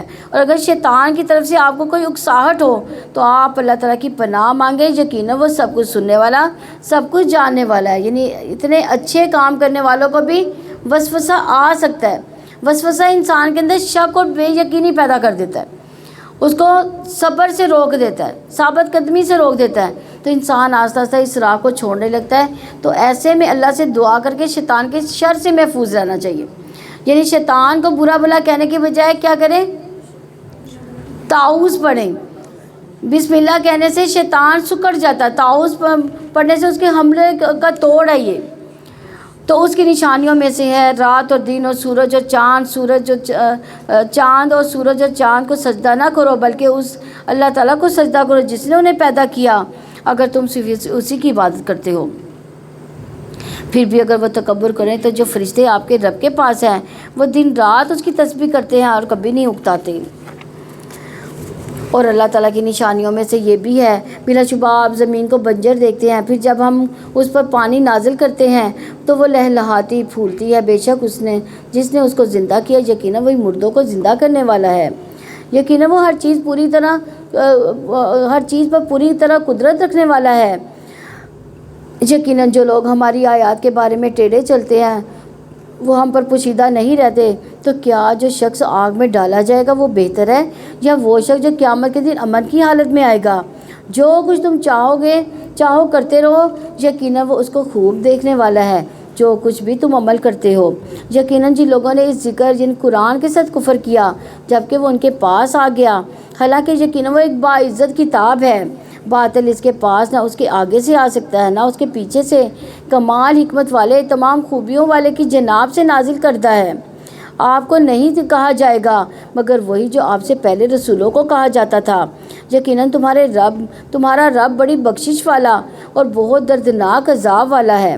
اور اگر ہم اس کو عجمی قرآن بناتے تو وہ کہتے کہ کیوں نہ اس کی آیات کھول کر بیان کی گئیں، کیا عجمی کلام عربی رسول؟ آپ کہہ دیں کہ جو لوگ ایمان لاتے ہیں یہ قرآن ان کے لیے ہدایت و شفا ہے، اور جو لوگ ایمان نہیں لاتے یہ ان کے کانوں میں بوجھ ہے اور وہ ان کے حق میں اندھا پن ہے۔ یہی لوگ ہیں جنہیں دور کی جگہ سے آواز دی جاتی ہے، جنہیں یہاں سے پتہ چلتا ہے کہ قرآن صرف اہل ایمان کے لیے شفا بنتا ہے، ظالموں کے لیے وہ خسارہ ہی خسارہ ہے۔ اور ہم نے موسیٰ کو کتاب دی تو اس میں اختلاف کیا گیا، اور اگر آپ کے رب کی جناب سے ایک بات پہلے ہی نہ ہو چکی ہوتی تو اس کے درمیان ضرور فیصلہ کر دیا جاتا۔ یقیناً وہ لوگ اسے بے چین ہونے والے شک میں ہیں، جس نے نیک عمل کیا تو اس کے اپنے ہی لیے ہے، اور جس برائی کی سو اسی پر ہے، اور آپ کا رب اپنے بندوں پر ہرگز ظلم کرنے والا نہیں ہے۔ تو اللہ تعالیٰ بندوں پر ظلم نہیں کرتا بلکہ بندے خود اپنے اوپر ظلم کرتے ہیں، یہ ہماری اپنی چوائس ہے۔ الحمدللہ ہمارا یہ پارہ کمپلیٹ ہوا۔ اللہ تعالیٰ ہمیں اس کو سمجھنے اور اس پر عمل کرنے کی توفیق عطا فرمائے، اور ہمیں پڑھنا پڑھانا آسان فرما دے۔ اللہ تعالیٰ ہمارا یہاں آنا، ادھر بیٹھ کر سننا یہ قبول فرما لے۔ جتنے قدم ہم چل کے آئے ہیں اللہ تعالیٰ ہمارے لیے نیکیاں لکھ دینا، ان کو قیامت کے دن ان کو نیکیوں کا پہاڑ بنا دینا۔ یا ارحم الراحمین ہمارے لیے نمازیں پڑھنی آسان فرما دے، یا ارحم الراحمین نوافل پڑھنے آسان فرما دے، یا ارحم الراحمین دنیا میں بھی ہم نیکیوں کے کام کر جائیں، ایمان والی زندگی اور ایمان والی موت عطا فرمانا۔ یا ارحم الراحمین آخر میں کلمہ نصیب فرمانا۔ یا ارحم الراحمین ہم اب تیرے آگے ہاتھ پھیلائے ہیں، تیرے آگے التجائیں کر رہے ہیں، یا ارحم الراحمین ہمارے خالی ہاتھوں کو بھر دینا، اللہ ہماری التجائیں پوری کر دینا۔ یا ارحم الراحمین ہم میں سے جتنے بھی بیمار ہیں اللہ ان کی بیماری کو صحتوں میں بدل دینا۔ اللہ جو پریشان ہیں اللہ پریشانی میں ادھر آئے ہیں اللہ تجھ سے التجا کرتے ہیں، اللہ ان کی پریشانیوں کو راحتوں میں بدل دے۔ یا ارحم الراحمین ہمیں اپنے گھروں کا سکون عطا فرما۔ یا ارحم الراحمین تو ہی ہمیں سکون دے سکتا ہے اللہ، چاہے چھوٹے گھر ہو چاہے بڑے ہوں، اللہ تو ہمیں اپنے گھروں کا سکون عطا فرما دے۔ یا ارحم الراحمین ہمارے بچوں کے لیے اچھے بر عطا فرما دے، ان کے اچھے نصیب عطا فرما دے اللہ، ان کی اچھی ملازمتیں عطا فرما دے اللہ، ہمیں اپنے بزرگوں کی خدمت کرنے کی توفیق عطا فرما دے۔ یا ارحم الراحمین والدین کی خدمت کرنے کی توفیق عطا فرما دے۔ اللہ ہمیں ہمارے بچوں کو ہمارا فرما بردار بنا دے۔ جن کے بچے نہیں اللہ ان کو نیک صالح اولاد عطا فرما دے، ان کی آنکھوں کی ٹھنڈک فرما دے۔ یا ارحم الراحمین ہمیں اس دنیا کی بھی بھلائیاں عطا فرما دے، آخرت کی بھی بھلائیاں عطا فرما دے۔ اللہ اس وقت جب پل صراط سے چلنا بہت مشکل ہوگا، اللہ تو ہم پر اپنی رحمت سے اس کو پل کو پار کروا دینا۔ یا ارحم الراحمین اس وقت جب ہر کوئی سائے کو ڈھونڈ رہا ہوگا، اپنے سخت گھبراہٹوں میں ہوگا، اللہ ان گھبراہٹوں میں ہمیں راحتیں دینا اور اپنے عرش کا سایہ نصیب فرمانا۔ یا ارحم الراحمین ہماری قبروں کو بھی تحت نگاہ روشن کر دینا، جنت کی کیاریاں بنا دینا۔ یا ارحم الراحمین ہم میں سے جن کے والدین تیرے پاس آ گئے، ہمارے بہن بھائی، والدین، بچے، یا ارحم الراحمین ان کی قبروں کو بھی تحت نگاہ جنت نصیب فرمانا، اللہ ان کی قبروں کو بھی جنت کا ٹکڑا بنا دینا۔ سبحانک اللہم و بحمدک نشہد ان لا الہ الا انت نستغفرک و نتوب الیک۔ السلام علیکم ورحمۃ اللہ وبرکاتہ۔